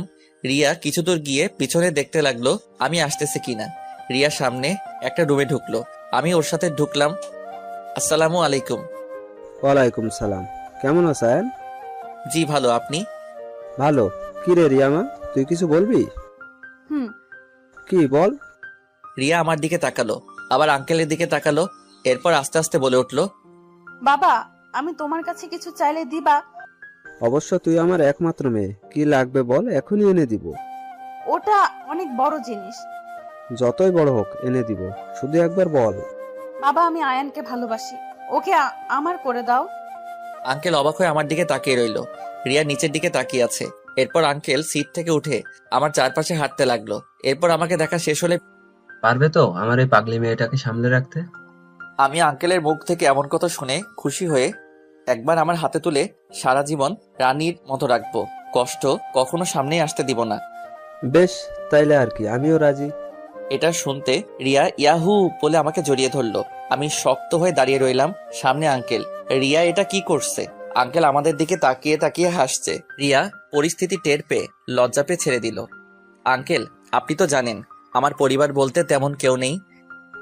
জানি তো। কিছু মনে না করলে, বাবা, তুমি বিয়ের আয়োজন শুরু করো। এই সপ্তাহে আমাদের বিয়ে হবে। আমাদের যত আত্মীয় স্বজনরা আছে দাওয়াত দিয়ে দাও। আঙ্কেল রিয়ার দিকে তাকিয়ে হাসছে। ওকে, আমার মেয়ে যেরকম বলে। বাবা, আমরা যাচ্ছি এখন। রিয়া আমাকে নিয়ে চলে আসতে লাগলো। এমন সময় আঙ্কেল আবার ডাক দিল। কাল রাতে ফোন দিয়েছিলে, আর কি বলবে বলেছিলে? একটু আগে যেটার কথা হয়েছিল ওটার জন্য। আমার মেয়ে বলেছে তাই রাজি হলাম, তুমি বললে কিন্তু রাজি হতাম না। কি, তুমি আমাদের বিয়ের কথা বলতে আসছিলে? হুম। হয়েছে, চলো ভিতর ডিম। আমি ভিতর মতো কি কাজ করছি? হ্যাঁ, কিছু না, আসো। এরপর ওর পিছনে পিছনে হাঁটতে লাগলাম। আজ আমাদের বিয়ে হয়ে গেছে। রিয়া বাসর ঘরে বসে আছে। রিয়াকে নিয়ে আসার সময় সে কি কান্না! আল্লাহ, সারাটা পথ কান্না করেছে। আমি ছাদে কিছুক্ষণ হেঁটে আস্তে আস্তে রুমের দিকে যেতে লাগলাম। অবশ্য এতক্ষণ অনেক ভাবিরা এসে ডেকে গেছে। আমি ভয়ে ভয়ে রুমে ঢুকলাম। রিয়া খাট থেকে নেমে এসে আমার পা ছুঁয়ে সালাম করতে যাবে অমনি, আরে আরে কি করছো? তোমার জায়গা আমার বুকে নয়, বিছানায়। চলো বাসর করে ফেলি। রিয়া বোকা হয়ে গেল, রাগী চোখে আমার দিকে তাকিয়ে আছে। কি হলো বউ? একটু আগে তুমি এগুলো কি বলছো? কই, কি বলছি? শয়তান, দাঁড়াও, বাসর আজকে ছুটাবো। মাথা থেকে শাড়ি নামিয়ে কোমরে গুছতে লাগলো। এরপর রুমের এদিক ওদিক কি যেন খুঁজতে লাগলো। কিছু না পেয়ে পিঠে দিল কি একটা। আমি আউ করে উঠলাম। ও এরকম করছো কেন? আমার জায়গা তোর বুকে নাই, তাই না? আরে এটা কখন বলছি? তোর বুকে আমার জায়গা না থাকলে কাউকে থাকতে দেব না। আমাকে উড়াধরা মারতে লাগলো। আমি আর না পেরে রিয়াকে শক্ত করে জড়িয়ে ধরলাম। শুনেছি বাসুরাতে বড় বউ কত কিছু করে, ভালোবাসে, আর আমার বউ দেখে আমাকে মারতেছে। এটা শুনলে আমার মান ইজ্জত থাকবে? শান্ত হও জান। না, শান্ত হতে চাই না। ওকে, আমি দেখি কেমনে শান্ত না হয়ে থাকো। আমি রিয়াকে আমার দিকে ঘুরিয়ে ঠোঁট জোড়া এক করে দিলাম। রিয়া অনেক জোরাজোরি করছে ছাড়া পাওয়ার জন্য। এরপর আর না পেরে আমার সাথে তাল মিলাতে লাগলো। আস্তে আস্তে দুজনে গভীর ভালোবাসার সমুদ্রে ডুব দিলাম। রিয়া গোসল করে এসে দেখলো আমি এখনো ঘুমাচ্ছি। এরপর আমার মুখের সামনে বসে খুঁটিয়ে খুঁটিয়ে দেখতে লাগলো। রিয়ার মাথায় দুষ্ট বুদ্ধি আসলো, আমার নাক চেপে ধরলো। হঠাৎ আমার মনে হলো দম বন্ধ হয়ে আসছে, আমি নিঃশ্বাস নিতে পারছি না। আমি ধরপড়িয়ে উঠে পড়লাম। পাশে দেখলাম রিয়া হাসতে হাসতে লুটিয়ে পড়ছে। আমি রিয়ার হাসি দেখে বুঝলাম ওটা ওরই কাজ। আমি রিয়াকে টেনে আমার কাছে নিয়ে আসলাম। এরপর জড়িয়ে ধরলাম। কি ম্যাডাম, শয়তানি করা হচ্ছে বুঝি? ছাড়ো আমাকে, ফ্রেশ হয়ে আসো। না। আমি রিয়ার দিকে দেখলাম, ওর ঠোঁটগুলো কাঁপতেছে। আমি টুপ করে একটা কিস দিলাম। রিয়া নিজেকে ছাড়িয়ে নিয়ে আয়নার সামনে গিয়ে বসলো, মাথা শুকাচ্ছে। আমি ওয়াশরুমে গিয়ে গোসল করে টাওয়েল পরে বের হলাম। রিয়াকে দেখলাম আয়নার সামনে বসে বসে মুচকি মুচকি হাসছে। আমি গিয়ে পিছন থেকে জড়িয়ে ধরলাম, ওর চুলে নাক ডুবিয়ে দিলাম, গায়ে মাথা দিয়ে আছি। আগে কাপড় পাল্টাও, যাও। না। যেতে বলছি, যাও। না। রিয়া আমার দিকে ঘুরে কান টেনে ধরলো। এরপর কাপড় চোপড় নিয়ে আমাকে আবার ওয়াশরুমে ঢুকিয়ে দিল। কাপড় পরে বের হলাম। রিয়া শাড়ি পরছে, ওর কোমরের তিলটা দেখা যাচ্ছে। আমি আস্তে আস্তে ওর দিকে এগোতে লাগলাম। ওর সামনে গিয়ে দেখি ওর হাতে একটা কাঁচি। আমি ওর দিকে তাকালাম। সব সময় ফাইজলামি, কাছে আসলে একদম কেটে দিব। আমি যখন বলবো আসবে, এর আগে না। পারবো না।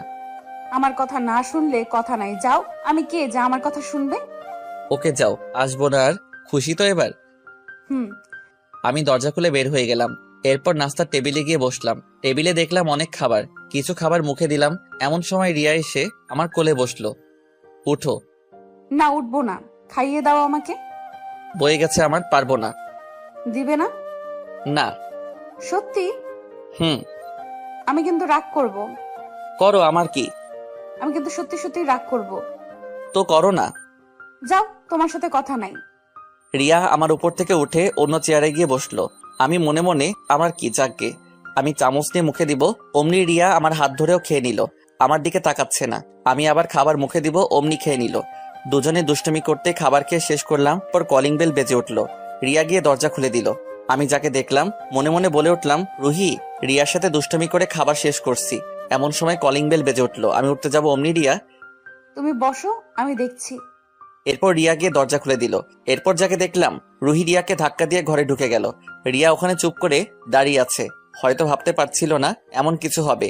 আর এই মেয়েটাই বা কে? এই মেয়ে, আপনি কে? আমাদের বাড়িতে ঢুকেছেন আবার আমাকে ধাক্কা দিয়ে?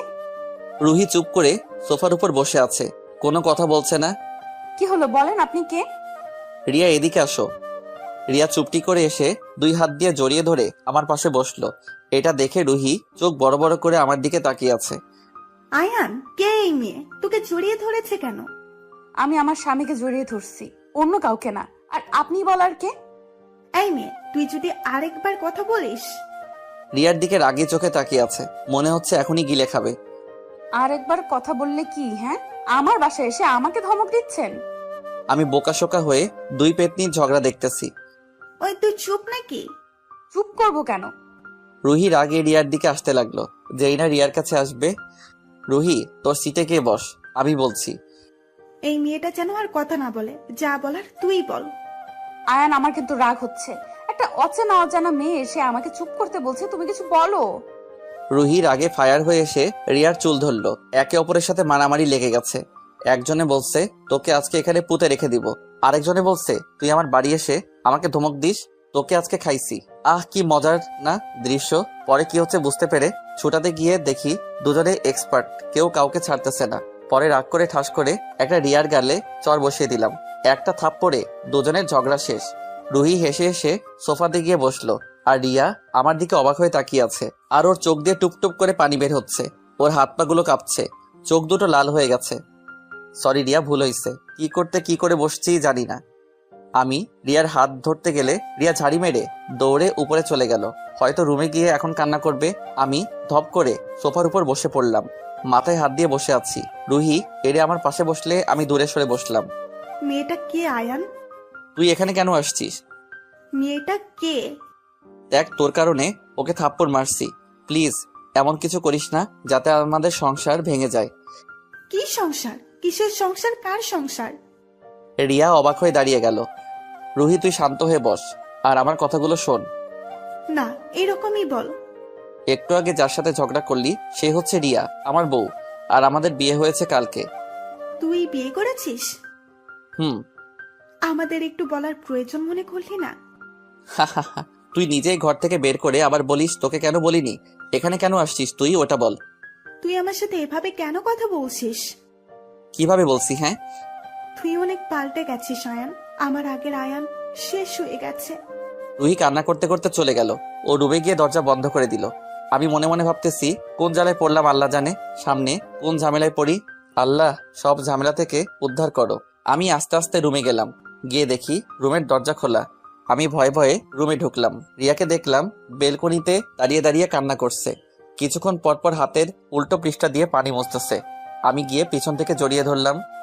বউ, এরকম করো না, আগে আমার কথা শুনো। না, তোর সাথে কোনো কথা নাই, যা আমার চোখের সামনে থেকে। সত্যি চলে যাব? যা, তোকে যেন আমার চোখের সামনে না দেখি। যাচ্ছি কিন্তু। হুম।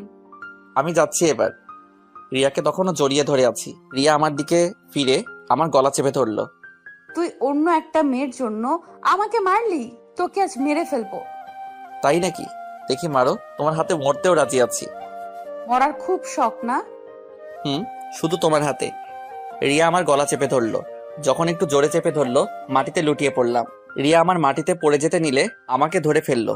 এরপর কোনো মতে বিছানায় নিয়ে গিয়ে ফেললো। আমি চোখ বন্ধ করে মরার মতো শুয়ে আছি। রিয়া আমার এই অবস্থা দেখে হাতের পালস চেক করতে লাগলো। এরপর বুকে কান দিয়ে দেখতে লাগলো, হয়তো বুঝতে পেরেছে আমি মরিনি। এরপর পানি এনে একটু করে আমার মুখে মারলো। দেখলো আমি চোখ খুলতেছি না। এটা দেখে রিয়া কান্না করে দিবে এমন অবস্থা হয়ে গেছে। আয়ান ওঠো, কি হয়েছে তোমার? আয়ান, আয়ান। আমার ডাকতে লাগলো আর কান্না করছে। আমার বুকের উপর শুয়ে ফুপিয়ে ফুপিয়ে কান্না করছে। এরপর মনে মনে ভাবলাম আর না কাঁদালেই ভালো।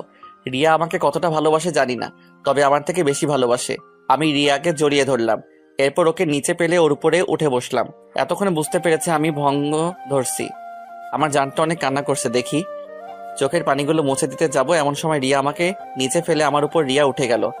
তুই অনেক ভং ধরতে জানিস, আমাকে অনেক কাঁদাতে জানিস, আমাকে কাঁদানো ছোটাচ্ছি। হঠাৎ রিয়া আমার মুখে কামড় দিয়ে বসলো। এরপর ঠোঁটে অত্যাচার শুরু করলো। রিয়া যেভাবে চুমু দিচ্ছে এগুলো চুমু না, আল্লাহ। এক হাতে বুকে চিমটি দিয়ে ধরছে, অন্য হাত দিয়ে আমাকে ধরে জোরে জোরে চুমু খাচ্ছে। মনে হচ্ছে আজকে আমি শেষ। আল্লাহ, আমার ঠোঁট ছেঁড়াবেড়া বানাই ফেলছে। রিয়া আমার উপর থেকে যখন উঠলো, ঠোঁটে হাত দিয়ে দেখি রক্ত। আমি লাফিয়ে উঠে পড়লাম। এরপর আয়নার সামনে গিয়ে অবাক, আমার গালে রিয়ার দাঁতের ছাপ বসে গেছে, ঠোঁট দিয়ে রক্ত পড়তেছে। আমার মোট কথা আমার মুখের 12টা বাজাই দিছে। রিয়ার দিকে তাকিয়ে দেখে হাসতেছে, মনে হচ্ছে কোনো বিশ্বযুদ্ধ করে বিজয় হয়েছে। আমি গালে হাত দিয়ে রিয়ার কাছে গেলাম। ওলে আমার বাবুলে, দেখি আমার জানের কি হয়েছে। আমার হাতটা গাল থেকে সরিয়ে দেখলো ওর দাঁতের ছাপ বসে গেছে। ব্যথা হচ্ছে না, অনেক মজা লাগতেছে। রাগ করছো নাকি? না, খুশি হয়েছি। রিয়া আমাকে টেনে ওর পাশে বসালো। দাঁড়াও, ভালো করে দিচ্ছি। এটা বলে টুপ করে আরেকটা চুমু দিল গালে। গালে হাত দিয়ে দেখতে লাগলো আর হাসছে। ভালো করে হাসো, এখন বাইরে গেলে সবাই হাসবে। যার ইচ্ছে সে হাসুক, তাতে তোমার কি? আচ্ছা সরো, রেডি করে দাও, অফিসে যাব। অন্য গালে আরেকটা দিব কামড়। না। তাহলে চুপ করে বসে থাকবে। অফিসে না গিয়ে করব কি? চলো আবার শুরু করি। আমার দিকে দুষ্টমি মার্কা চোখ দিয়ে তাকিয়ে আছে। না, এখন কোনো দুষ্টমি চলবে না, চলো ছাদে যাই। আরে ওখানে তো অনেক রোদ। ও, তাহলে চলো ঘুমাই, আসো। আবার ঘুমাবে? হুম। তুমি ঘুমাও, আমি তোমার জন্য দুপুরের লাঞ্চ তৈরি করব। তোমার কোনো কাজ করতে হবে না, তুমি শুধু আমার কাজ করবে, বুঝলে? আমি রিয়াকে নিয়ে কম্বলের ভিতর ঢুকে ওকে জড়িয়ে ধরে শুয়ে পড়লাম। কতক্ষণ ঘুমাইছি জানি না, তবে পাশে হাত দিয়ে দেখি রিয়া নেই। আমি উঠে পড়লাম। এরপর রুম থেকে বের হয়ে কিচেনে গিয়ে দেখি কোমরে শাড়ি গুজে কাজ করছে। আমি ওখানে যেতে কাজের মেয়েটিকে ইশারা করলাম চলে যেতে। আমি পেছন থেকে রিয়াকে জড়িয়ে ধরলাম। এই এই কি করছো? দেখছো না পাশে মানুষ আছে? ছাড়ো বলছি। থাকলে থাকুক, তাতে আমার কি? ছাড়ো বলছি। না। হাতে দেখো খুন্তি, একটা দেই। আরে না, তোমার একটা মাত্র লক্ষ্মী জামাই, তাকে মারবে? রিয়া পিছনে ঘুরে দেখলো মেয়েটা নেই, স্বস্তির নিঃশ্বাস ফেললো। দেখলে দেখুক, সমস্যা কি? হাতে কি দেখছো? যাও গিয়ে গোসল করে আসো, আমি খাবার রেডি করছি। এরপর গোসল করে এসে টেবিলে বসলাম। এরপর কাজের মেয়েটাকে দিয়ে রুহিকে ডাকতে পাঠালাম। রুহি এসে খাবার টেবিলে বসলো। দেখলাম চোখ দুটো লাল টকটকে হয়ে গেছে, কিছুটা ফুলেও গেছে। আমার দিকে দেখো। হুম। খাবার খেয়ে নাও আগে। হুম। আচ্ছা দাঁড়াও, আমি খাইয়ে দেই, আর তুমি আমাকে খাইয়ে দাও। রিয়াকে আমার মুখের সামনে খাবার ধরতে রুহি যেটা করলো, রিয়া আর আমি অবাক হয়ে গেলাম। রিয়া আমার মুখের সামনে খাবার ধরতে রুহি রিয়ার দিকে বড় বড় চোখ করে তাকিয়ে আছে। রিয়া পাত্তা না দিয়ে আমাকে খাইয়ে দিল। এটা দেখে রুহি ওর প্লেট মাটিতে আছাড় মারলো। আমি আর রিয়া হতভম্ব হয়ে ওর দিকে তাকিয়ে আছি। কি হয়েছে রুহি, আর এরকম করছিস কেন? এই মেয়ে তোকে খাইয়ে দিচ্ছে কেন? মানে কি বলতে চাইছিস? এই মেয়ে রিয়া নাকি টিয়া, ও তোকে খাইয়ে দিচ্ছে কেন? বোন, তুই শান্ত হয়ে বস। আমি তোর কোন কালার বোন লাগি? হ্যাঁ, এসব বলে লাভ নাই, তুই বস। না, শান্ত হতে পারতেছি না। রুহি, রাগ তুলিস না, যেটা বলছি সেটা কর। রুহি রাগে অন্যদিকে তাকিয়ে আছে। রুহিকে ধরে আমার দিকে করলাম। রুহি এরপরও অন্যদিকে ঘুরে যাচ্ছে। উঠে চলে যেতেই ঠাস করে একটা লাগাই দিলাম। চুপ করে, কি বলি শুনবি, না হলে আমার থেকে খারাপ কেউ হবে না। আমি যখন তোদের বাড়ি গিয়েছিলাম মনে আছে? হুম। কেন গিয়েছিলাম জানিস? না, আমাকে ক্ষমা করে দে আয়ান। আমি তোদের এখানে এসে অনেক বড় ভুল করছি, চলে যাচ্ছি আমি। এটা বলে রুহি দৌড়ে বাহিরে চলে যাচ্ছে।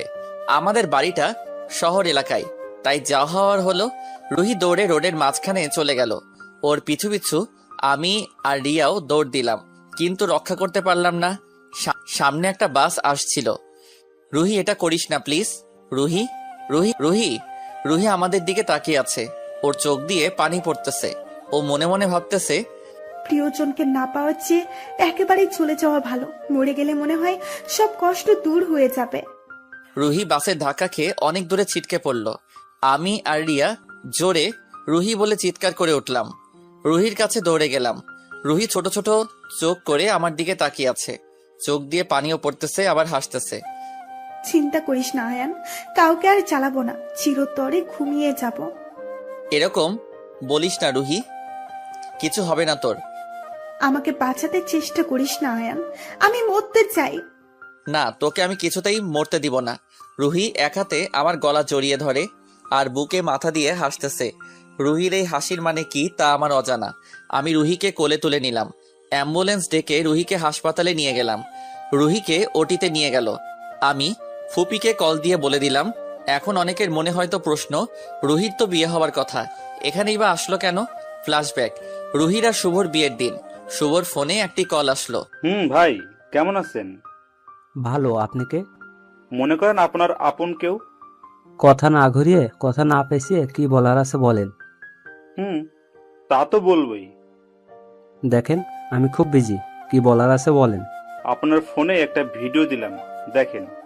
আর আমাকে কিছু বলতে হবে না, আপনি নিজেই ভিডিওটা দেখলে বুঝতে পারবেন। এটা বলে ওই অচেনা লোকটি কল কেটে দিল। এরপর শুভ ওই ইমোতে গিয়ে দেখে একটা অচেনা নাম্বার থেকে ভিডিও আসছে। এরপর শুভ যেটা দেখলো, ওর মন খুশিতে ভরে উঠল। মনে মনে বলে উঠল, পাইছি রুহি চৌধুরী। ভিডিওটাতে দেখা যাচ্ছে রুহি একজন মানুষকে মারতেছে। 4-5 জন লোকে একটা মানুষকে ধরে আছে, আর রুহি ওই মানুষটাকে জবাই করে দিছে। এরপর ওরা ওই ব্যক্তিকে রেখে পালিয়ে গেল। এদিকে শুভ থানার ওসিকে ফোন দিয়ে বলে দিল যা করার দরকার, এবং সাথে ভিডিও ও পাঠিয়ে দিল। এদিকে রুহির মোবাইলে একটা ভিডিও আসলো। ওর যা দেখলো, হাত থেকে মোবাইল পড়ে গেল। ও একটা লোককে খুন করছে। আর এটার ভিডিও বা কে করলো? রুহি বেনারসি খুলে নর্মাল কাপড় পরে চুপি চুপি ঘর থেকে বের হয়ে গেল। এরপর কি করবে ভেবে ঢাকার বাসে উঠে পড়ল। এরপর ওর বাবার মোবাইলে একটা মেসেজ দিয়ে দিল। ওখানে লেখা ছিল, বাবা, আমি আয়ানকে ভালোবাসি, তাই ওর কাছে চলে যাচ্ছি। আর আমাকে কেউ খুঁজলে বলবে পালিয়ে গেছি। আমার জন্য তোমরা কেউ চিন্তা করো না। আল্লাহ হাফেজ। এরপর তো আপনারাই জানেন কি হলো। 2 ঘন্টা পর ডাক্তার বের হলো। আমি দৌড়ে ডাক্তারের কাছে গেলাম। এরপর ডাক্তার যেটা বলল সেটা শুনে আমার মাথায় আকাশ ভেঙে পড়ল। সবকিছু কেমন যেন অন্ধকার অন্ধকার মনে হচ্ছে। আপনার পেশেন্টের অবস্থা তেমন ভালো না, আর আমরা আমাদের যথেষ্ট চেষ্টা করেছি, কিছুই হয়নি। বাকি সব আল্লাহর হাতে। ওনার হাতে বেশি জোর 2 ঘন্টা অথবা 3 ঘন্টা সময় আছে। আপনারা কথা বলতে চাইলে কিছুক্ষণ পর দেখা করে আসেন। আমি রিয়ার দিকে তাকালাম, দেখলাম ওর চোখে পানি। আমি কোনো মতে পা নাড়াতে পারছি না। ধপ করে চেয়ারে বসে পড়লাম। চোখ দিয়ে টুপটুপ করে পানি পড়তেছে। রিয়া এসে পাশে বসলো। এরপর কষ্ট করে উঠে আস্তে আস্তে রুহি রুমের দিকে পা বাড়ালাম। রুহির সারা মাথায় ব্যান্ডেজ দিয়ে পেঁচানো। আমি গিয়ে ওর পাশে বসলাম। এরপর ওর হাত দুটো আমার হাতে নিলাম। রুহি, রুহি মিটমিট করে চোখ খুললো। আমি ওর দিকে তাকাতে পারছি না, কষ্টে বুক ফেটে যাচ্ছে। তোকে অনেক কষ্ট দিচ্ছি না, মাফ করে দে আমাকে। এরকম করে বলিস না, তোর কিছু হবে না। না রে, আমি অনেক খারাপ, অনেক অনেক খারাপ। আমার মতো মেয়ে দুনিয়ায় না থাকাই ভালো। রুহি, তুই কেন এরকম করতে গেলি? তুই জানিস না তোর সাথে কথা না বলে থাকতে পারি না। তুই অন্য কারো হয়ে গেছিস, আমি কি করে তা মানবো বল? তার থেকে না থাকাই ভালো। রুহির কথা বলতে অনেক কষ্ট হচ্ছে, তা দেখে বোঝা যাচ্ছে। ভাবি কোথায়? এই তো। রিয়া এসে আমার পাশে দাঁড়ালো। আমি আপনাকে অনেক কষ্ট দিছি, প্লিজ আমাকে মাফ করে দেন। আমার কপালে লেখা ছিল না, এতে আপনার কোনো দোষ নেই, সব দোষ আমার। আপনি কেন গাড়ি কাছে গিয়েছিলেন? আয়ান, একটু এদিকে আয় প্লিজ। আমাকে একটু তোর বুকে নে না প্লিজ। আমাকে একটু বললে হতো। আমি রুহির মাথা আমার বুকের সাথে নিলাম, সাথে ওর কপালে একটা চুমু দিলাম। রুহি আমার দিকে তাকিয়ে আছে আর কান্না করতেছে। পাগলি, কান্না করছিস কেন? না, সুখে কান্না করছি। ভাবি, আপনার হাতটা একটু এদিকে দেন। রুহি আমার হাত আর রিয়ার হাত এক করে দিয়ে, আমার কপালে ছিল না ভাবি, জানেন ছোট থেকে ওকে ভালোবাসতাম, কিন্তু সঠিক সময়ে বলতে পারিনি। আর যাই হোক, ওকে কখনো কষ্ট দিয়েন না। আর আয়ান, ভাবিকেও কখনো কষ্ট দিবি না, বুঝছিস? হুম। ক- ক- ক- আয়ান। ডাক্তার ডাক্তার, একটু এদিকে আসেন, দেখেন রুহির কি হয়েছে। আমি চিৎকার করতে করতে রুহি আস্তে আস্তে নরম হয়ে আসলো। এরপর হাত ছেড়ে দিল। আমি ওকে জড়িয়ে ধরে কান্না করতে লাগলাম। এরপর ফুপি আর আঙ্কেল এসে রুহিকে নিয়ে গেল। ওকে দাফন করার পর বাড়ি চলে আসলাম। 2 বছর পর আমাদের একটা ছেলে হয়েছে, নাম আদ্রিয়ান। আমার ছেলেটা কি করে? বাবা, এখনো ঠিক মতো কথা বলতে পারে না, শুধু মা বাবা এই দুটো জানে। হামাগুড়ি দিয়ে আমার কাছে আসলো, এরপর আমার উপর উঠলো। আমরা বাবা ছেলে দুষ্টুমি করছি, এমন সময় রিয়া আসলো। রিয়া ঘেমে একাকার, শাড়ির কোমরে গুজানো। যাও বাচ্চাটাকে গোসল করিয়ে আনো। কি আমি? তুমি ছাড়া কে তাহলে? আজকে শুক্রবার, একদিন ছুটি, এখানেও কাজ করতে হবে। যাও তাড়াতাড়ি। আচ্ছা। এরপর আমার কলিজার টুকরো বাবা ছেলে গোসলে ঢুকলাম। শালার এই পিচ্চি পানি পাইলে হইছে, পানি নিয়ে খেলা করতেছে। এরপর ওকে নিয়ে বের হলাম। দুপুরে খাওয়া দাওয়া করে ঘুমিয়ে গেলাম। ঘুরতে ফিরতে সময় চলে গেল। রাতে খাবার খেয়ে বিছানায় ঘুমাতে গেলাম। আদ্রিয়ান মাঝখানে, রিয়া অন্য পাশে। আমি গিয়ে রিয়ার পাশে শুতে যাব, অমনি মায়ের একটাও নিচে পড়বে না, ওদিকে যাও। এরকম করতেছো কেন জান? ফাজলামি করো, যেটা বলছি ওটা করো। জি ম্যাম। আমাদের ঝগড়া দেখে আমার বাচ্চা ছেলেটাও হাসতেছে। দূর শালার, অন্যদিকে ফিরে শুয়ে আছি, কিছু বলতেও পারি না। আবার রাগ করলে নিজেকে ভাঙাতে হবে, একটাই সমস্যা, প্রেম করে বিয়ে করলেই হইছে। শালার বউয়ের কথা শুনতে শুনতে কান ঝালাপালা হয়ে গেছে। রিয়া আর আদ্রিয়ান দুজনে হাসতেছে, আমি কানে আঙুল ঢুকিয়ে ঘুমিয়ে গেলাম।